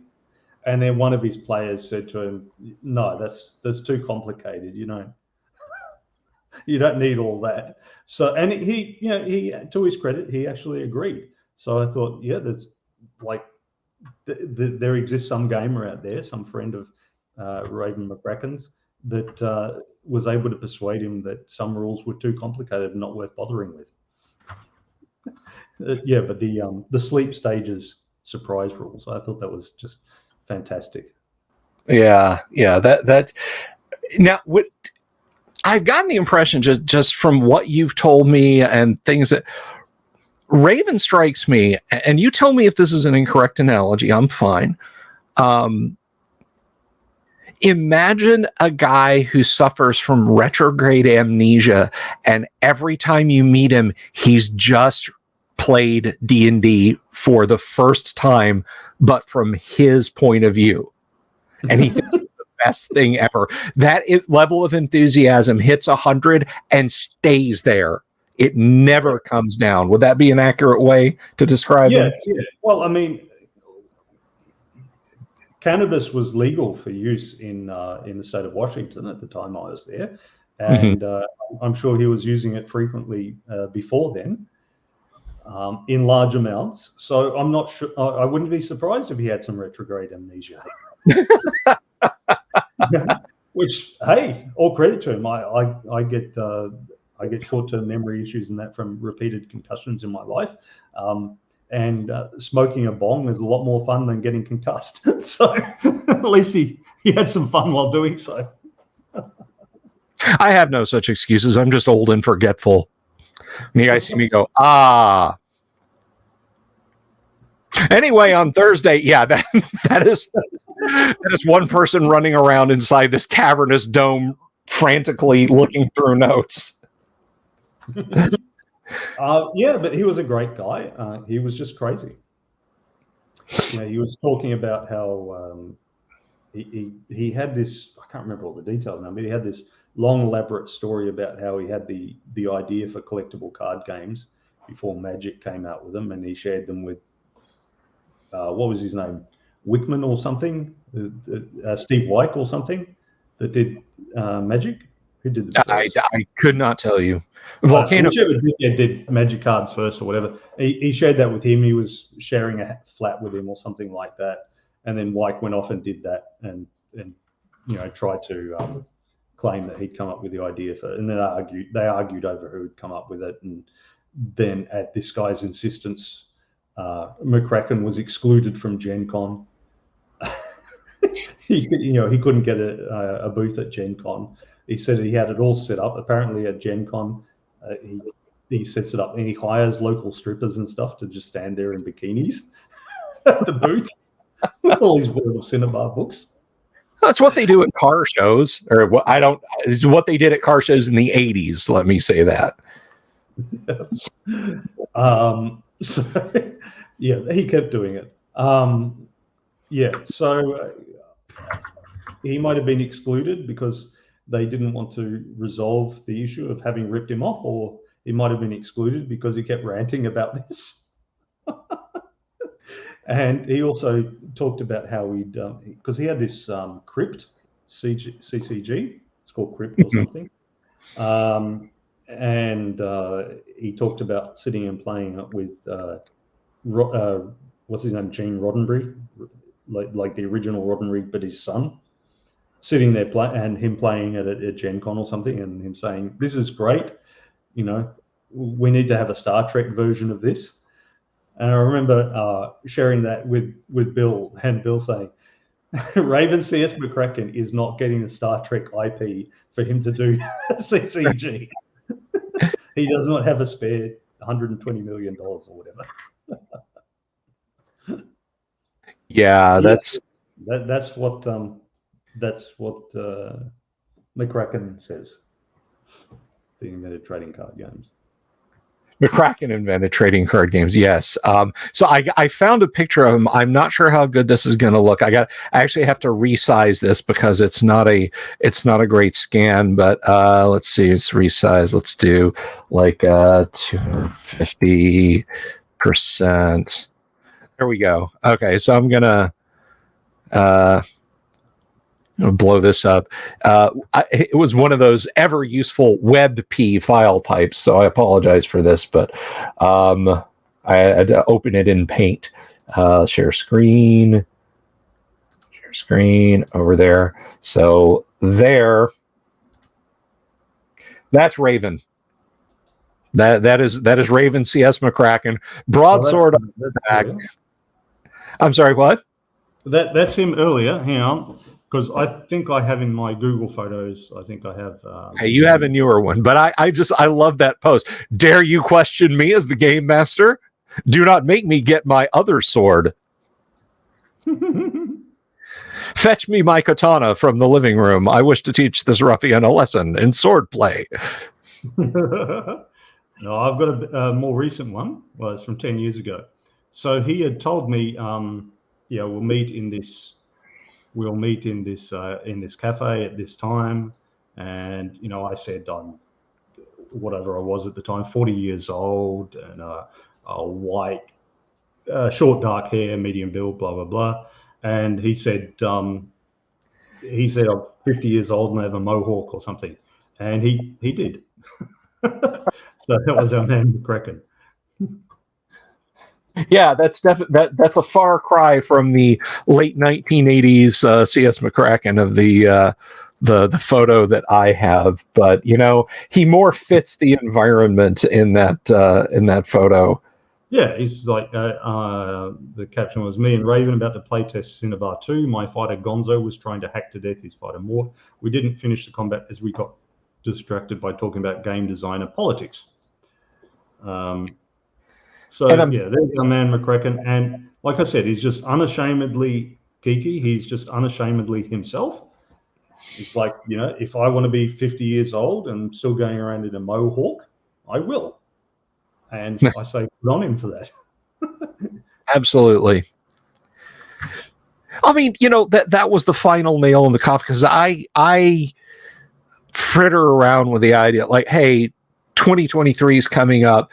Should I finally bob my hair? Should I finally get my hair cut?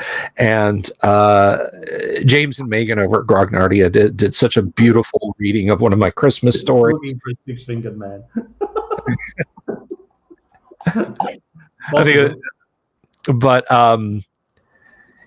And James paused their narration and said, "Megan, he's got long white hair. That's how you know he's a proper grognard, Megan. Long white hair." That sealed it. I am not cutting my hair. I will. I am a proper grognard, apparently, because I have long white hair. So it's staying, and that's the way it should be. Anchorite thinks I should get a mohawk. Not on your life. That would involve cutting the hair. I'm keeping it. Thank you. Michael Connor, Teenagers from Outer Space, another great Pondsmith. Do you know what the real tragedy about Mike Pondsmith is? First of all, Mike Pondsmith, by all accounts, is a swell dude, and he makes some great games. Is that Mike Pondsmith never went into music or radio? Any of you who have ever heard Mike Pondsmith's voice, the guy has a voice that could melt steel slowly over the course of about an hour and gently. Mike Pondsmith has an amazing voice. If he just said, I'm going to stop doing the role-playing game thing and go into recording, he could give Barry White a run for his money. Yeah, he's a Barry White or a James Earl Jones kind of guy. He's got that kind of baritone voice, but that baritone voice that just black men seem to be able to have. Yeah. When a white man has a baritone voice, it's a bit different. I've never heard an Asian man with a baritone voice. I'm sure they exist, but I haven't heard one. But when a white man has it, it's a little bit different. But that sort of just some richness in that. If I were any way musically or theatrically inclined, I'd be able to describe it better. But it's that Barry White or if Mike Pondsmith comes to a local con, I'm going to say, look, I have here on this piece of paper some lines of James Earl Jones as Thulsa Doom. I don't want an autograph. I'll take a picture with you if that's okay. But really what I'd like is a recording of you reading Thulsa Doom's lines. Please, please do that for me. Because he has got the voice for it. Mike Pondsmith has an amazing, amazing voice. And gaming with a guy because of that must be a trip, Yeah. Cornered in the alleyway by the corporate security enforcers. What do you do? Nothing. They are threatening you. That's okay. Sapphire says she'd sit hyper-focused for hours, and he's got that kind of voice. Yeah. Oh, yeah. Yeah, Pondsmith's voice is amazing. And again, as a game master, being able to do cool stuff with your voice, I'm told I have a pretty good voice on the mic. I leave that up to you guys to decide. But as a game master, being able to do lots of cool voices, I think, is a nice skill to have. It's not necessary. It's not required. You can say, yes, the little old lady scooping up potatoes from her garden looks at you and says, "Can I help you, dearie?" And you just carry on with the game like that. You don't have to try and be James Earl Jones or even Mike Pondsmith. But man, if you can pull it off, it must be great, and that must make gaming with Mike an experience, man. I'll tell you what. I do voices when I'm reading my kids' stories, but I'm not so good at doing them at the game table. You read something for us last year. One of the part of a book. You actually read it on stream, and it was very nice. It was very well done. I honestly don't remember. It was something that you had been reading your kids, and it was. All right. Because I've got these books here because I thought because sometimes the conversation goes, oh, so what have you been reading or gaming so far since we talked to you last or whatever? These are the 3 books that I've read. Well, what are they? Okay, so this is the one my mother-in-law gave me when I went over to Adelaide. The Best Australian Bush Stories. It's a collection of 50 different writers. And she got it from one of those, you get the like the open book libraries, like there's just a little locker on the street corner somewhere, and locals go and put a book in there and take one out. She got it from there, which was good because when I go on holiday, I tend not to take laptops and things like that. So I'll just have more focus on what I'm doing, but I still have lots of quiet time. So I read through this, a lot of good stories, very cynical about the Australian bush. There was one called The Killer Koala. I do not like koalas. They are nasty, stupid creatures without a friendly bone in their bodies. Melly Morning. This is describing how Australia is not very friendly to agriculture for the most part. Bright early in the morning, the dawn is showing red. I levers up me eyelids and blunders out of bed.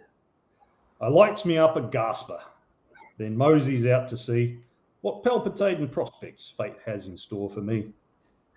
There's maggots in the meat safe, the rain tank sprung a leak, and damn me if the cart horse ain't bogged down in the creek. Me old dog's got the staggers and whimpers as in pain. The wheat crop's slowly dying through want of ruddy rain. The crows are at the chickens, a water piper's bust. While heading to hell for leather, I spots a wall of dust. The sheep are in the haystack, the milking cow is dead. I shoves aside the missus and climbs back into bed. There you go, man. Yeah, it's yeah, and I reflected on that as I came back from Adelaide to Melbourne on the train, because it's basically 400 miles of yellow grass. As I was discussing, I was chatting online with Bill from time to time when there was reception, how you get those 30-mile hexes on the Greyhawk map. Yes, you really can have 30 miles of just plains, 30, and then you have 5 hexes in a row. I was trying to keep Kyle sane one afternoon when he was on the train there by rolling. I said, Kyle, roll some dice. 34. It's merchants. And what was it you said? Like, yeah, a guy just came through the cart selling coffees.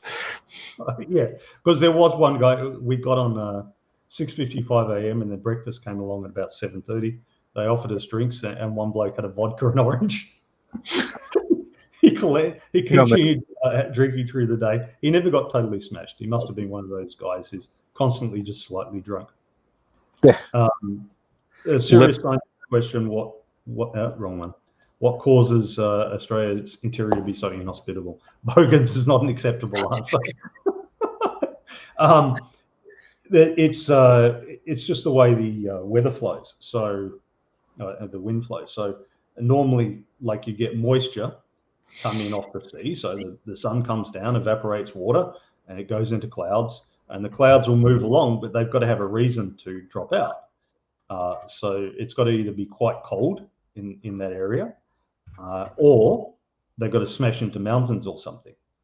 So you get you get places around the world where there's these mountains along the coast, and then the winds come along and they smash the water into it, and then the clouds hit it, and then it precipitates out in those hills, and it flows down into rivers, and so you get forests near the mountains and then rivers and so on. So there are parts of Australia like that. So my own state of Victoria, there's a mountain range that starts there and then crawls up all along through New South Wales. So the coastal area there is quite green. So we get wind coming up from Antarctica or the Southern Ocean, bringing water, and then it hits those hills. They're not really mountains. They're only like 1,000 meters high or something like that, like 3,000 feet. It hits those, and it drops water in, and it flows down into rivers and that, so it's quite green. But the rest of Australia is largely flat, and it's been largely flat for a long time. So any water-bearing clouds just go straight over it and aren't stopped by anything. So they just flow on. And everything tends to have a positive feedback loop. So if you've got an area which has a lot of trees and rivers and that, then when clouds do come, well, the ground is darker, so there's already trees in it, so they absorb more moisture.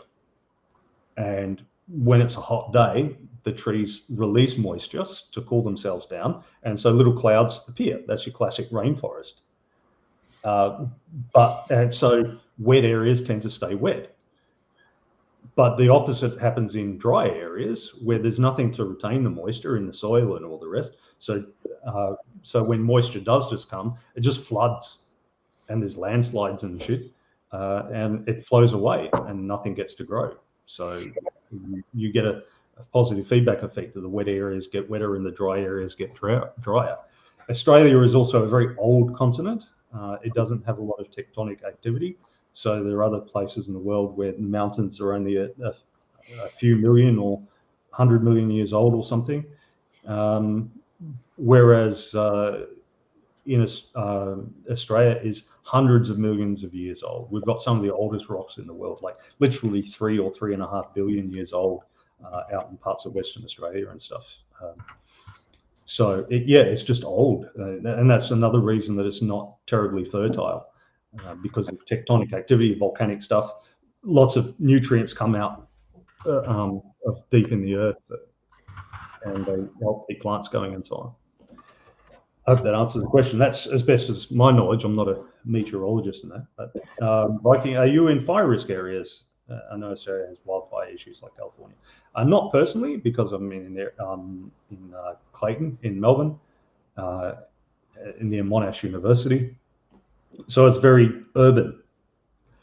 Melbourne is quite spread out. It's one of those cities. So in the 1960s, we were planning Melbourne was planning what to do to extend, and as it grew over the years, and a bunch of urban planners went to Los Angeles and decided to base themselves off that.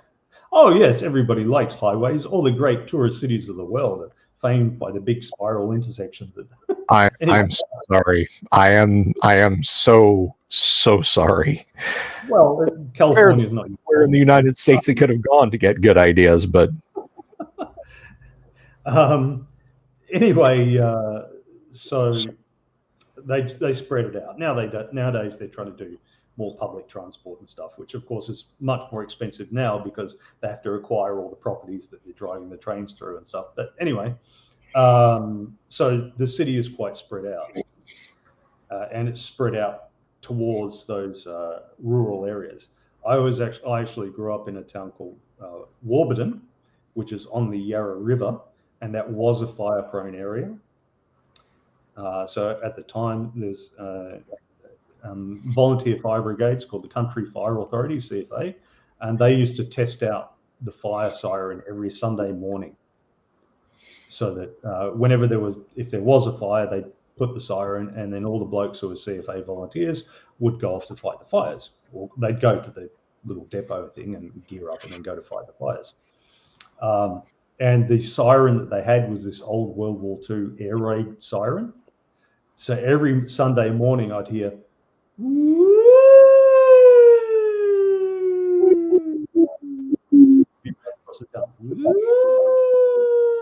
They used to put these up. It scared the shit out of the young Kyle. But yeah, we had bushfires in the area. We didn't have any severe ones come through when I was a kid. But yeah, it happens. If the land is managed well, then it happens less frequently. Aboriginals tended to manage the land a bit better than we did. We have an all or a nothing approach where we either just clear cut everything so that we can put in crops and houses and all the rest, or we just go, oh no, it's nature, man, don't touch it, and we let it all grow up, and all the bushes grow up, and it tends to be the little bushes that catch fire, and then it spreads to the bushes and the grass catch fire, and then it spreads to the trees. What the Aboriginals did was that every couple of years they'd go through and they'd burn out all the bushes, so that they'd reduce the total load of stuff that could burn. So after about a century of doing it wrong and having lots of people die in bushfires and that, we're starting to learn a bit more. Like maybe the people who lived here 10,000 years figured some things out. You know, they went through and had their horrible mistakes, but let's learn from them. So we're starting to do a bit better things. We still can't bring ourselves to do a lot of burn-offs, but we at least cut through the right thing. And that's the same thing that's happened worldwide. Lindy Bage, who is a great one to watch, but you'd never want him in your game group, on YouTube, is big on European history. And he said the idea that we have of wild forest historically very rarely existed, because wild forest is completely untouched by man. But that very rarely happened because foresters would go through and they'd clear out the underbrush, so that there'd be less risk of fires, and they would keep trails clear.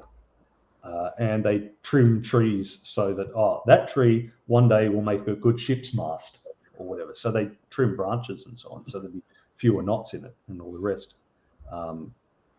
So we're slowly getting back to the idea of managing forests a bit better and do things better. But nonetheless, large parts of Australia remain horribly bleak and miserable. The other one I read was The Righteous Mind, Why Good People Are Divided by Politics and Religion. And essentially, it's kind of US focused. So they talk about liberals and conservatives, but I think it applies to a lot of people, and a lot of it's talking about values. It breaks down the different kinds of values and morals that people have, and how people on the more liberal side of the political spectrum tend to look at just a couple of them, but the people on the more conservative side of the spectrum look at those couple, but they look at a few others too. Namely, the conservatives tend to have an idea of sanctity, of some things are just wrong, man. And he gives the example of that German cannibal dude who that's a joke. and it's like, well, but it's consensual, so shouldn't it be all right to kill him and eat him? If he's consented to it.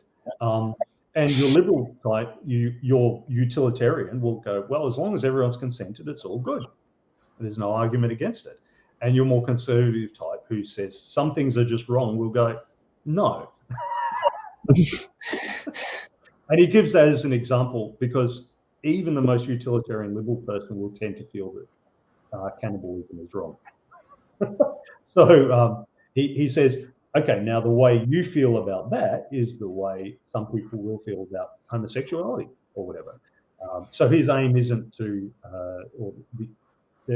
Hate's aim isn't to promote any particular set of ideas, but just to say, this is the way they think. So if you understand better how people think and approach the world, you can deal with them more productively. There'll be less political polarization and so on. Yes, but does he say what version of D&D he plays?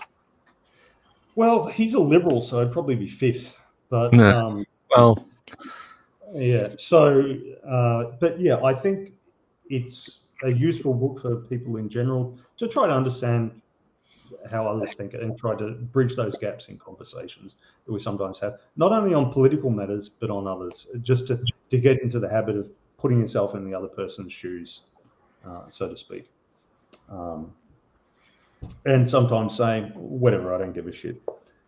Then there was this one, Shop Class as Soulcraft, where this was a guy who went and did a PhD in philosophy or something, and gave it all up to go and become a motorcycle mechanic. So it's got kind of echoes of Zen and the Art of Motorcycle Maintenance, which he does quote a couple of times in the book. But he just talks about how working on a trade, working on something tangible to try to make it better, can be good for the soul. And he had some interesting things that I think do actually apply to role-playing and stuff as well.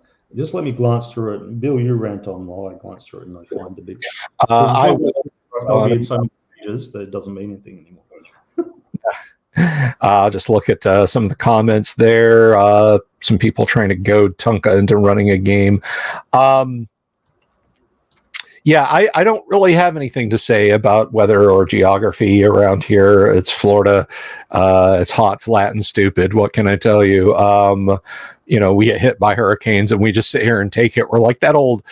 I think we kind of turn into nasty old tomcats when we move to Florida. You get the cat that he destroys a couch and an ottoman with his claws, and you don't want to be mean, you don't want to hit him with a magazine or anything, encourage bad behavior.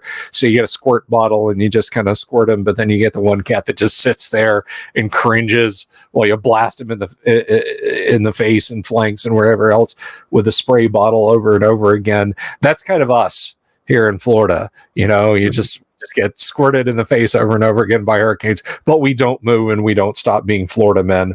But we just put up with it.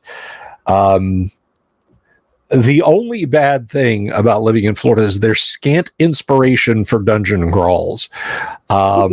I say scant to imply that there is some underground in Florida, but you got to get up into the Panhandle area for that. And despite what you might have seen on Star Trek Enterprise, I think was the one that was supposed to be set like just before the real founding of the Foundation or whatever. No, there are not cliffs in northern central or in the northern Florida Panhandle that you can sit and look at the surf over. There's barely dunes up there that are more than a foot or two high. But there are underwater caves, and there are some man-made underground features. There are missile silos. Patrick Air Force Base, for example, there is a missile silo that holds all of the found remains of Challenger. It is contained and entombed in there, and they do not open it except on the rare occasion that they find another piece of it, which I guess about 15, 20 years ago, they found a rather large section of wing washed ashore, and I suppose they will for a long time. But also, there are less grim places off the beaten track north of Miami. There is what you might be forgiven for mistaking for a missile silo, because it's a large concrete lined hole in the ground that does in fact have a rocket in it. But it is, in fact, there was a company that was bidding for the construction of the engines for the Saturn V.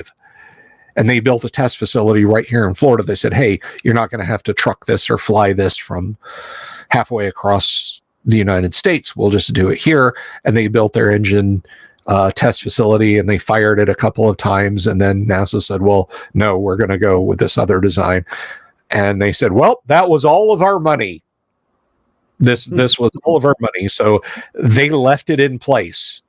So somewhere down in South Florida, there is a fenced building that, again, you could be forgiven for mistaking as a missile launch command capsule and associated silo, but it in fact holds the remains of an engine that, at least on paper, would have been capable of boosting the Saturn V. Well, 5 of them would have been capable of boosting those into orbit and beyond. So here's a few things that relate to role-playing games, I felt, anyway. So he said, so he was working on his car, right? So he had this car that he was trying to fix up and get going well. And he said, working on my car without guidance, I felt constantly thwarted. Corroded nuts and bolts routinely broke or would round off. I came to be surprised when they simply loosened. Intermittent electrical gremlins eluded diagnosis. How much of this was due to the rat's nest of decaying, somehow organic-looking wiring behind the dash? From what I'd read, some drivability problems, sputtering, flat spots, hesitation, pointed to carburetor issues, but could just as well be attributed to the ignition system. A lot seemed to depend on the weather. The car mocked my efforts to get a handle on it, as though it obeyed some evil genius rather than rational principles. Meanwhile, I was getting reacquainted with my father, living with him after 6 years away in the commune and another year living with my mother. A physicist, he would sometimes prefer a bit of scientific knowledge that was meant to be helpful as I sat on the ground in front of my lifeless engine. These nuggets rarely seemed to pan out. One day, as I came into the house filthy, frustrated and reeking of gasoline, my dad looked up from his chair and said to me, out of the blue, "Did you know you can always untie a shoelace just by pulling on one end, even if it's a double knot?" I didn't really know what to do with this information. It seemed to be coming from a different universe than the one I was grappling with. Thinking about that positive shoelace now, it occurs to me, maybe you can and maybe you can't untie it a stroke. It depends. If the shoelace is rough and spongy and the knot is tight, it will be a lot harder to undo than if the knot is loose and the shoelace is made of something sleek and incompressible, like silk ribbon. The shoelace might well break before it comes undone. He was speaking of a mathematical string, which is an idealized shoelace. But the idealization seemed to have replaced any actual shoelace in his mind as he got wrapped up in some theoretical problem. As a teenager, this substitution wasn't yet clear to me as such, but it began to dawn on me that my father's habits of mind as a mathematical physicist were ill-suited to the reality I was dealing with in an old Volkswagen. Yet he seemed to know what he was doing as a scientist. This seemed like a contradiction. Weren't we dealing with the same physical reality? The dissonance between his utterances and my experiences planted the seeds of a philosophical reflection that would come to fruition only 20 years later. The immediate effect was that I started to become a bit of a fatalist. Anyway, so I think this has applications to game design, because there are many rules that when they're perfectly written out on the page, you go, yep, that'll work, that's perfect. But in play, it just doesn't work. And of course, the flip side is also true. So this is why all games have to be game tested. I mean, it's why, for example, encumbrance rules historically are such a pain in the ass. Like a computer game can have these insanely complicated encumbrance rules and it works fine because they handle all the calculation. But all the calculation that you'd have to do at the game table would slow things down so much that you no longer care. You know, whatever, I leave all the gold behind the dungeon. I don't care anymore. So, yeah, that has applications to game design, while he was talking about physics versus actually working on a car engine. So there's that.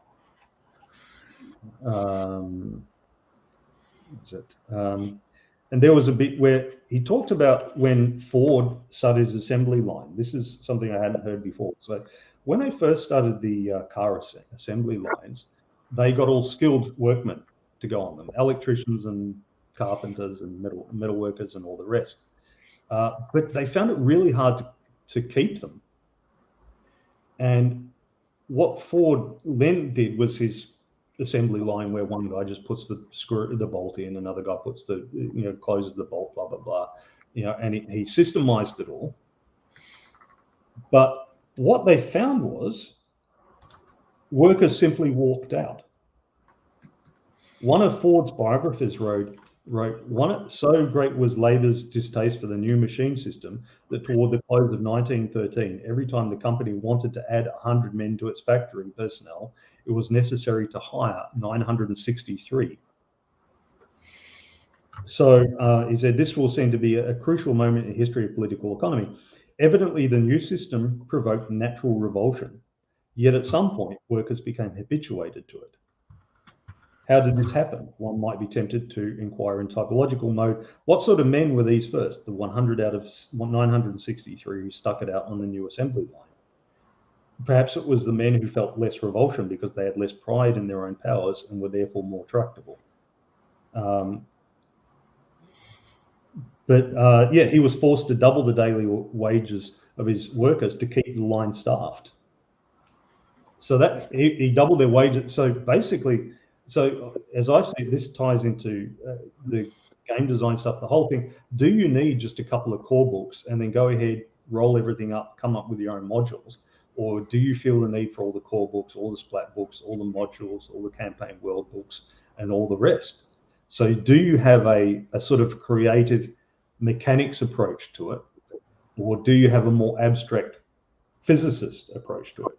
And I think the guy in the corporate office is more likely to have the physicist approach to it.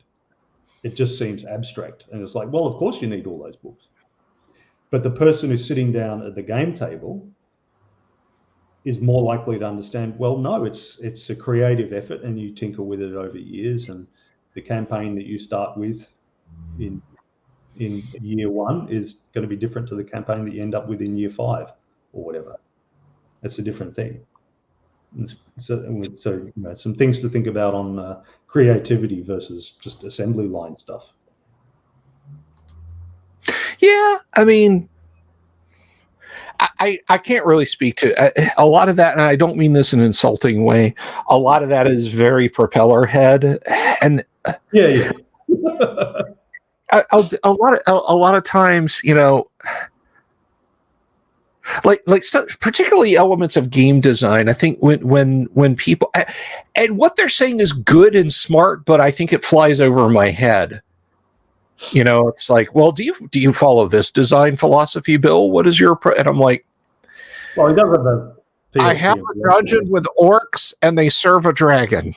And I just feel stuck, like I'm a sound guy walking across stage during a concert and I get pinned by a spotlight and the lead singer looks over at me to throw me a guitar, I think I can plink out Twinkle Twinkle if I really try. But As far I can on the micro scale, I can say I like having the option of stuff. And that's why, and I'm going to get on my bully pulpit here a little bit and talk about my favorite thing in the world, which is first edition Advanced Dungeons and Dragons. When it comes to inanimate objects that entertain me, not, obviously people are way high above that, but I shouldn't have to qualify that. But the World of Greyhawk box set, for example, I think is the perfect RPG supplement. It's chunky where you want it to be chunky, and it's sparse where you need it to be sparse. You can take as much or as little from it. It doesn't drown you in lore. Once upon a time, before I rekindled my love affair with AD&D, my game of preference was actually BattleTech. I was immersed in the BattleTech universe. And I had the Periphery source book, the House source books, the Mercenaries Handbook, all the technical readouts, of course, the core rules, yada, yada, yada. I had all this stuff. A number of novels, things comprising many hundreds of thousands of words.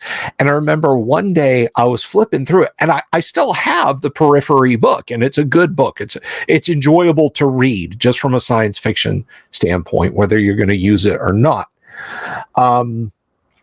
But I remember leafing through it, and I got to the point where I was reading about a continent on a planet that is one of the furthest planets explored in the BattleTech universe at that time from the sun.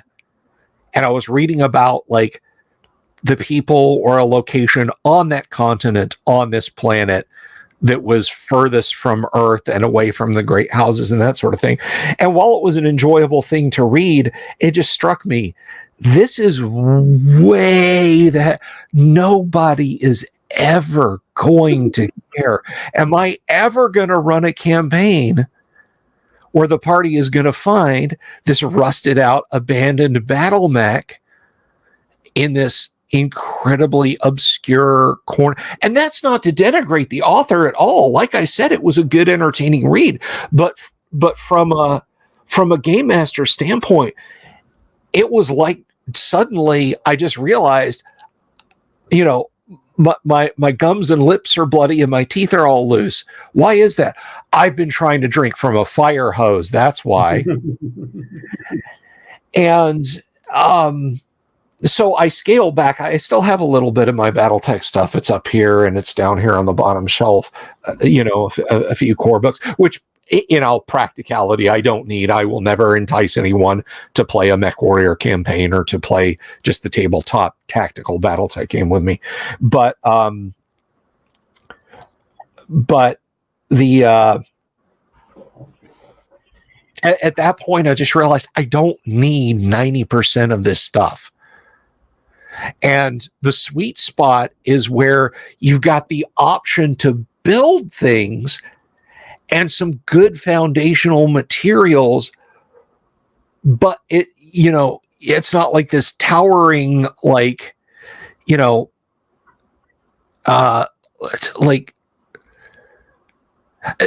a person, I think everybody should read The Lord of the Rings, right? But you should sit down and you should approach it at your own pace. One chapter a week, a couple of chapters a day, just however you want. I'm not going to be the guy that sits down and said, okay, you need to understand Sindarin and Noldor and the difference between those two elven languages. Here's the Silmarillion and Unfinished Tales. We'll get you started on those. And once you have a basic background in Middle Earth, Morgoth's betrayal, the forging of the Silmarils, the Song of Berion and Lúthien, then we'll get to that. Then I'll let you read The Lord of the Rings. I like the accessibility and the fact that you can approach from any angle. I was thinking about this the other night, gosh, when did this event happen in the Greyhawk timeline? And then I went, oh wait, it doesn't matter. I can just say that it happened when it's convenient for me. I completely moved by an entire mountain range and important place in Greyhawk, and it didn't break anything and it didn't change anything because its location there it wasn't reliant on 5,000 to 50,000 words of lore, and it didn't automatically change 5,000 to 50,000 words of lore. So it's nice to have the option, but the keyword there is not nice to. The keyword is have the option. So you're not being buried in tons of you should have read this before you. But I mean, in the end, most of what comes up, all the NPCs and what happens in that, and what the players do, people are going to come up with at the game table. They may not come up with all the rules and all the rest, but they're going to come up with the game table. There's a lot more tinkering that goes on than we commonly are conscious of. It's not like these stupid ideas that people have tossed out recently. Then AI will run people's games or whatever. It'll never happen. It'll never happen. There's a lot more tinkering that's going on because the AI will try to make it like physics, and we already have those. They're called computer games, and it's just not. Yeah, it's not happening. Somebody asked, where is it? We watched the Warhammer 40k show. I'm not interested in Warhammer, but it has to happen first. Now, I can present to you, it made me think of, where is it?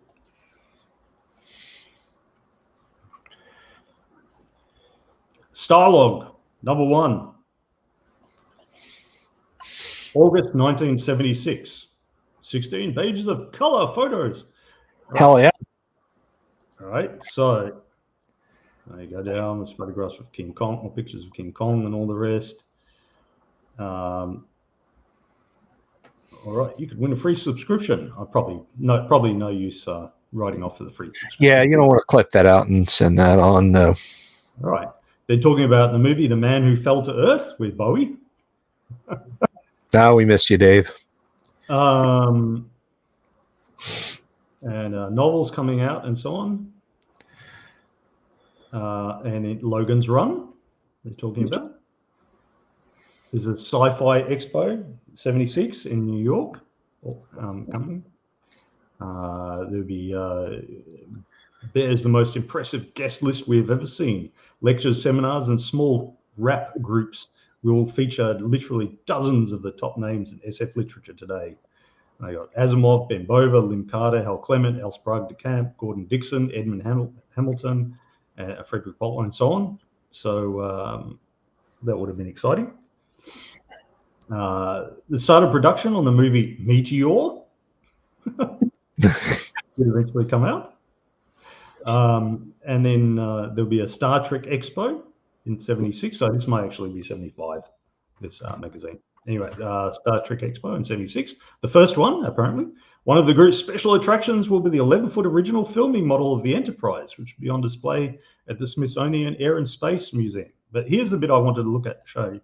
When worlds collide to be remade, with a whopper of a production budget, Universal and Paramount will jointly remake George Pell's classic When Worlds Collide. It has just been announced that Jaws man Steven Spielberg will direct the film. Vaporware did not start in recent years, guys. Yeah. I'd never before in my life heard of this, that this might happen. So someone should ask Spielberg whether he's going to get onto it. Well, When Worlds Collide, my brain went on the fritz, and I was like, wait, that's War of the Worlds. He did that. No, completely different thing. When Worlds Collide. What happened to that, dude? Come on, get your shit together. Yeah. It's been almost 40 years. Steven, come on. Talk about dragging your feet. Yes, so will Henry Cavill's Warhammer 40k show actually happen? He will need to grasp the hilt of the black sword, bind the chains of duty around his wrist, and become the Emperor's champion. Yeah, he'll have to do something dramatic to make it happen. Perhaps he could get Amazon Prime to make it for $500 million an episode or something. Who would look forward to an Amazon Prime Warhammer 40K? Nice evening, Patty. Have a lovely evening. Take care. Thank you for stopping by. So, yeah. When you said that, I made thought of that. I thought of that. It's a good little issue. They talk about the bionic woman and stuff. Yeah, that's nice. 1999. When I was a kid, I had 2 issues of Starlog. One of them got destroyed in a horrible accident that involved me being ill over the side of my bed, and the other was I cut it up to make a giant collage. It was the issue covering Blade Runner, the production of Blade Runner as it was just coming out. Although I do have that issue waiting for me for pickup at my FLGS. They also sell sci-fi stuff, so I'm getting another one of those. But I made a big collage poster of Blade Runner out of the second one. But no, Starlog was all kinds of awesome. You know what strikes me funny though, because I've looked back at Starlog PDFs, zero discussion of role-playing games. Yep. They seem so like firmly welded to geek culture now. And the same thing with Heavy Metal Magazine and Marvel's Epic Illustrated. Like you would have thought that would have been surefire, that TSR should have poured some advertising money into Starlog and Heavy Metal and Epic Illustrated and Analog and Omni and so on, but they didn't, which just strikes me odd. Now, here's an interesting bit of history I also didn't know. So it's a good example of how corporate types always claim to be the most woke, but the audience is always more kind of open-minded than they think. So they're talking about the development of Star Trek. The network wanted Roddenberry to ditch his #1 officer, played by Majel Barrett, because the audience allegedly would not accept a female second in command. That was workable under the format, so Roddenberry complied. But they also wanted him to dump Mr. Spock because Mr. Spock looked like the devil and might offend religionists in the audience. This Roddenberry would not do. Finally, they acquiesced and let him keep the alien freak.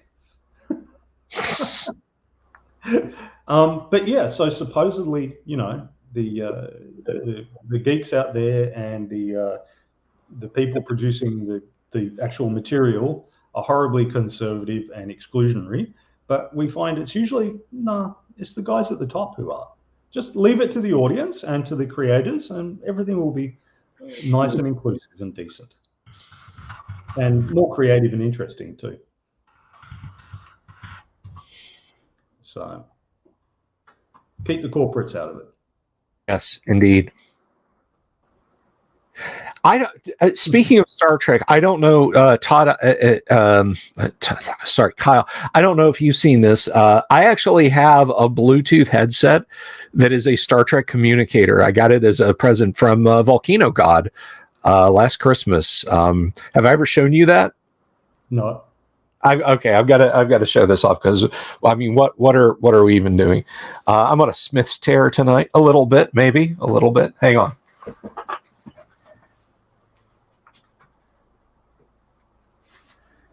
So I have this jewel right here, and it is it's a Bluetooth handset for your phone. And I don't know if you guys will be able to hear this. Let's try that again. And I can play different sounds on it. Beam us up, Mr. Scott. I'm a doctor, not an engineer. I'm sorry, sir. That's about the best I can do, but I guarantee it's not good enough.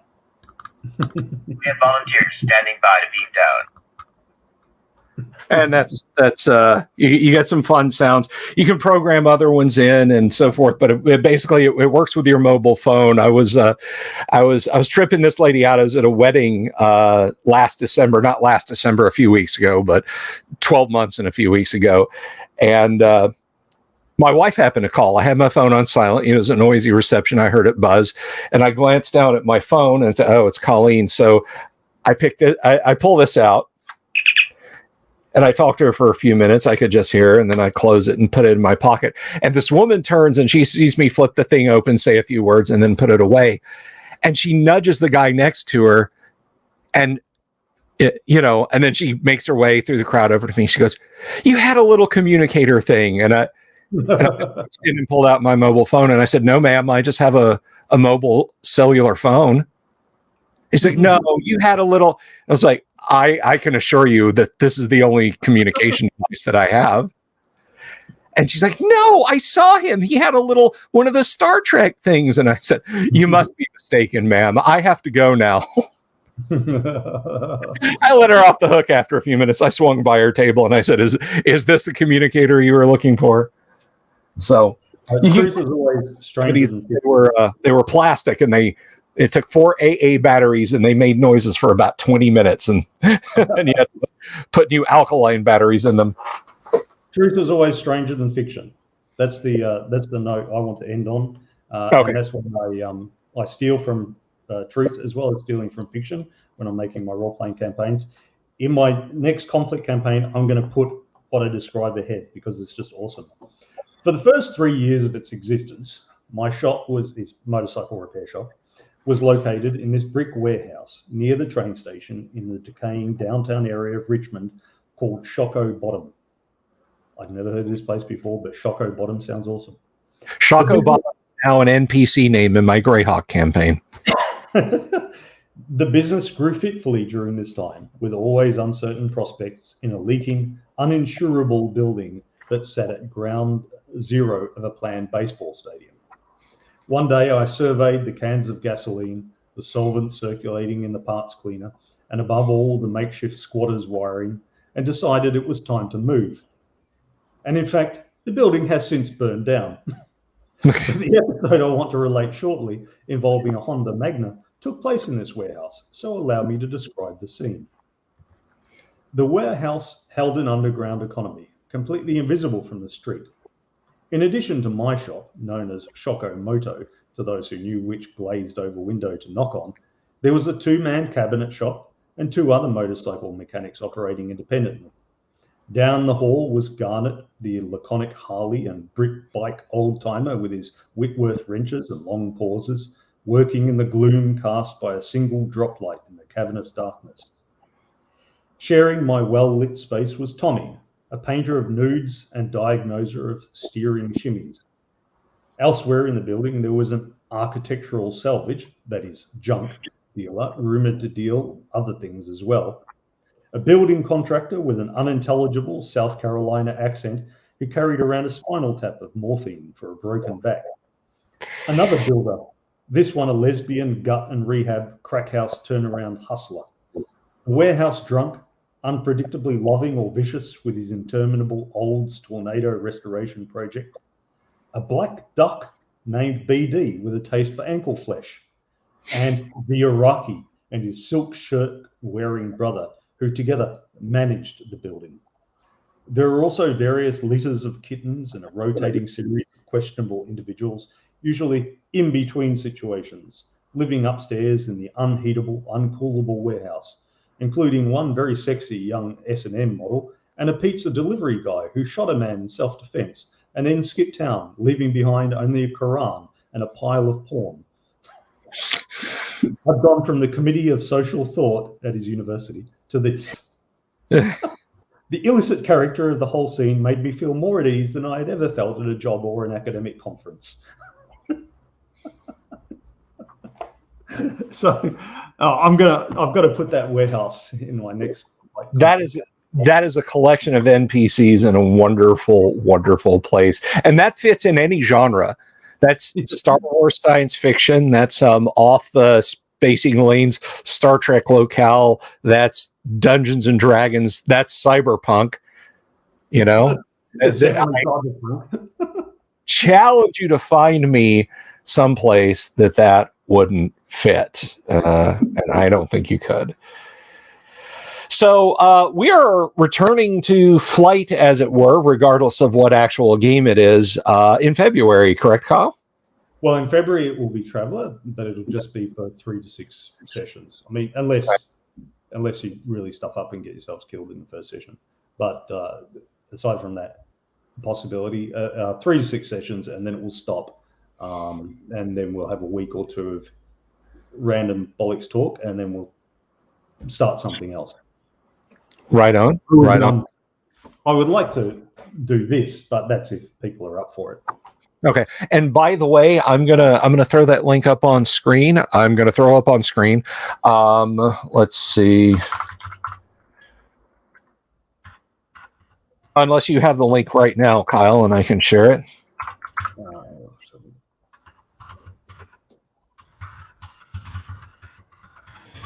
Maybe I can get that up before you can. Here we go. Yeah. So if you want an interesting little RPG to check out, I do recommend you check out Conflict by Kyle there. It is... yeah, that's the PDF one. I recommend print rather than PDF. It's works in print because it's just a traveler style in that it's or old D&D 48-page digest size. Will fit in a cargo pants pocket or your cargo pants, yes, your sides of a backpack or whatever, so easily carried around. And you could have that in your campaign notes and that. And yeah, I don't believe if you write entertainingly like Gygax does, then you can do hundreds of pages. Most of us don't, so we just write rules and then we keep it simple. But it is a heck of a read, and it's gritty and fun to play. I do recommend picking up a copy. But you'll be on, or will you be on before we return to gaming? Can we entice? There's a good possibility of next week. That's the day my family returns from interstate, but they shouldn't be back till after the stream would end. So there's a good possibility of next week, as long as I've got my shit together and I've cleaned up the place first. Of course. The following week, no, because the kids will be they're not back at school. But the week after that, yes, it should be fine. Sure. Okay, so we look forward to that. Thank you, everyone, for hanging out tonight. It was a sagacious blast just to kick back and hang out with you again, Kyle. Yep. Thank you for bringing a little bit of philosophy in class to this little corner of the internet. Thank you to everyone who hung out with us tonight. We had a really good crowd. And folks, we are at 1,527 subscribers on the channel. We have rocketed up like 109 subs since the 1st of December, which is really big numbers for us. And the large chunk of those has actually been like in the last 10, 12 days. So from the bottom of my heart, thank you all for getting the good word out there. If you're new to the channel, like if you're just stopping by, like YouTube sent you this way and you're like, what are these guys talking about? We talk about pop culture and role-playing games. We stream 3 games a week nominally. First edition AD&D on Tuesday nights. Kyle usually runs something in this spot, but he's on vacation. A man deserves a vacation. And I said, Kyle, you've got the vacation hours. Take them. Take vacation hours. So I let Kyle have vacation for a while. And then Friday nights, and that includes this coming up, we got what I'm told is a pretty interesting Gamma World game we live stream. And in the in-between, we talk about all kinds of classic RPGs. So if that sounds like your jam, click the subscribe button and do click the bell icon for notifications. Give the video a thumbs up if you like it. Leave a comment below and tell me what you liked, and I'll keep doing it. If you didn't like the video, give it a thumbs down and tell me what you didn't like about the video, and I'll do my best to fix it. But until then, and if you want to support us, of course, we're on Subscribestar and Patreon and PayPal, and you can buy us a coffee. Send money and we will be your friends. Send money and we will be your friends is the 2023 byline of the show, but not really. But it is a good philosophy. So I'm going to slide Kyle out of here because I got to manually do this to get the credits set up. The ones you guys know and love. Listen, thank you everyone for stopping by. Thank you for helping the show grow. I love you all. I mean it. And I'm going to see you tomorrow night we will be back. And we'll continue on with Murphy rules and so on and etc. And we'll have a lot of fun. Peace. Have you seen my owl bear?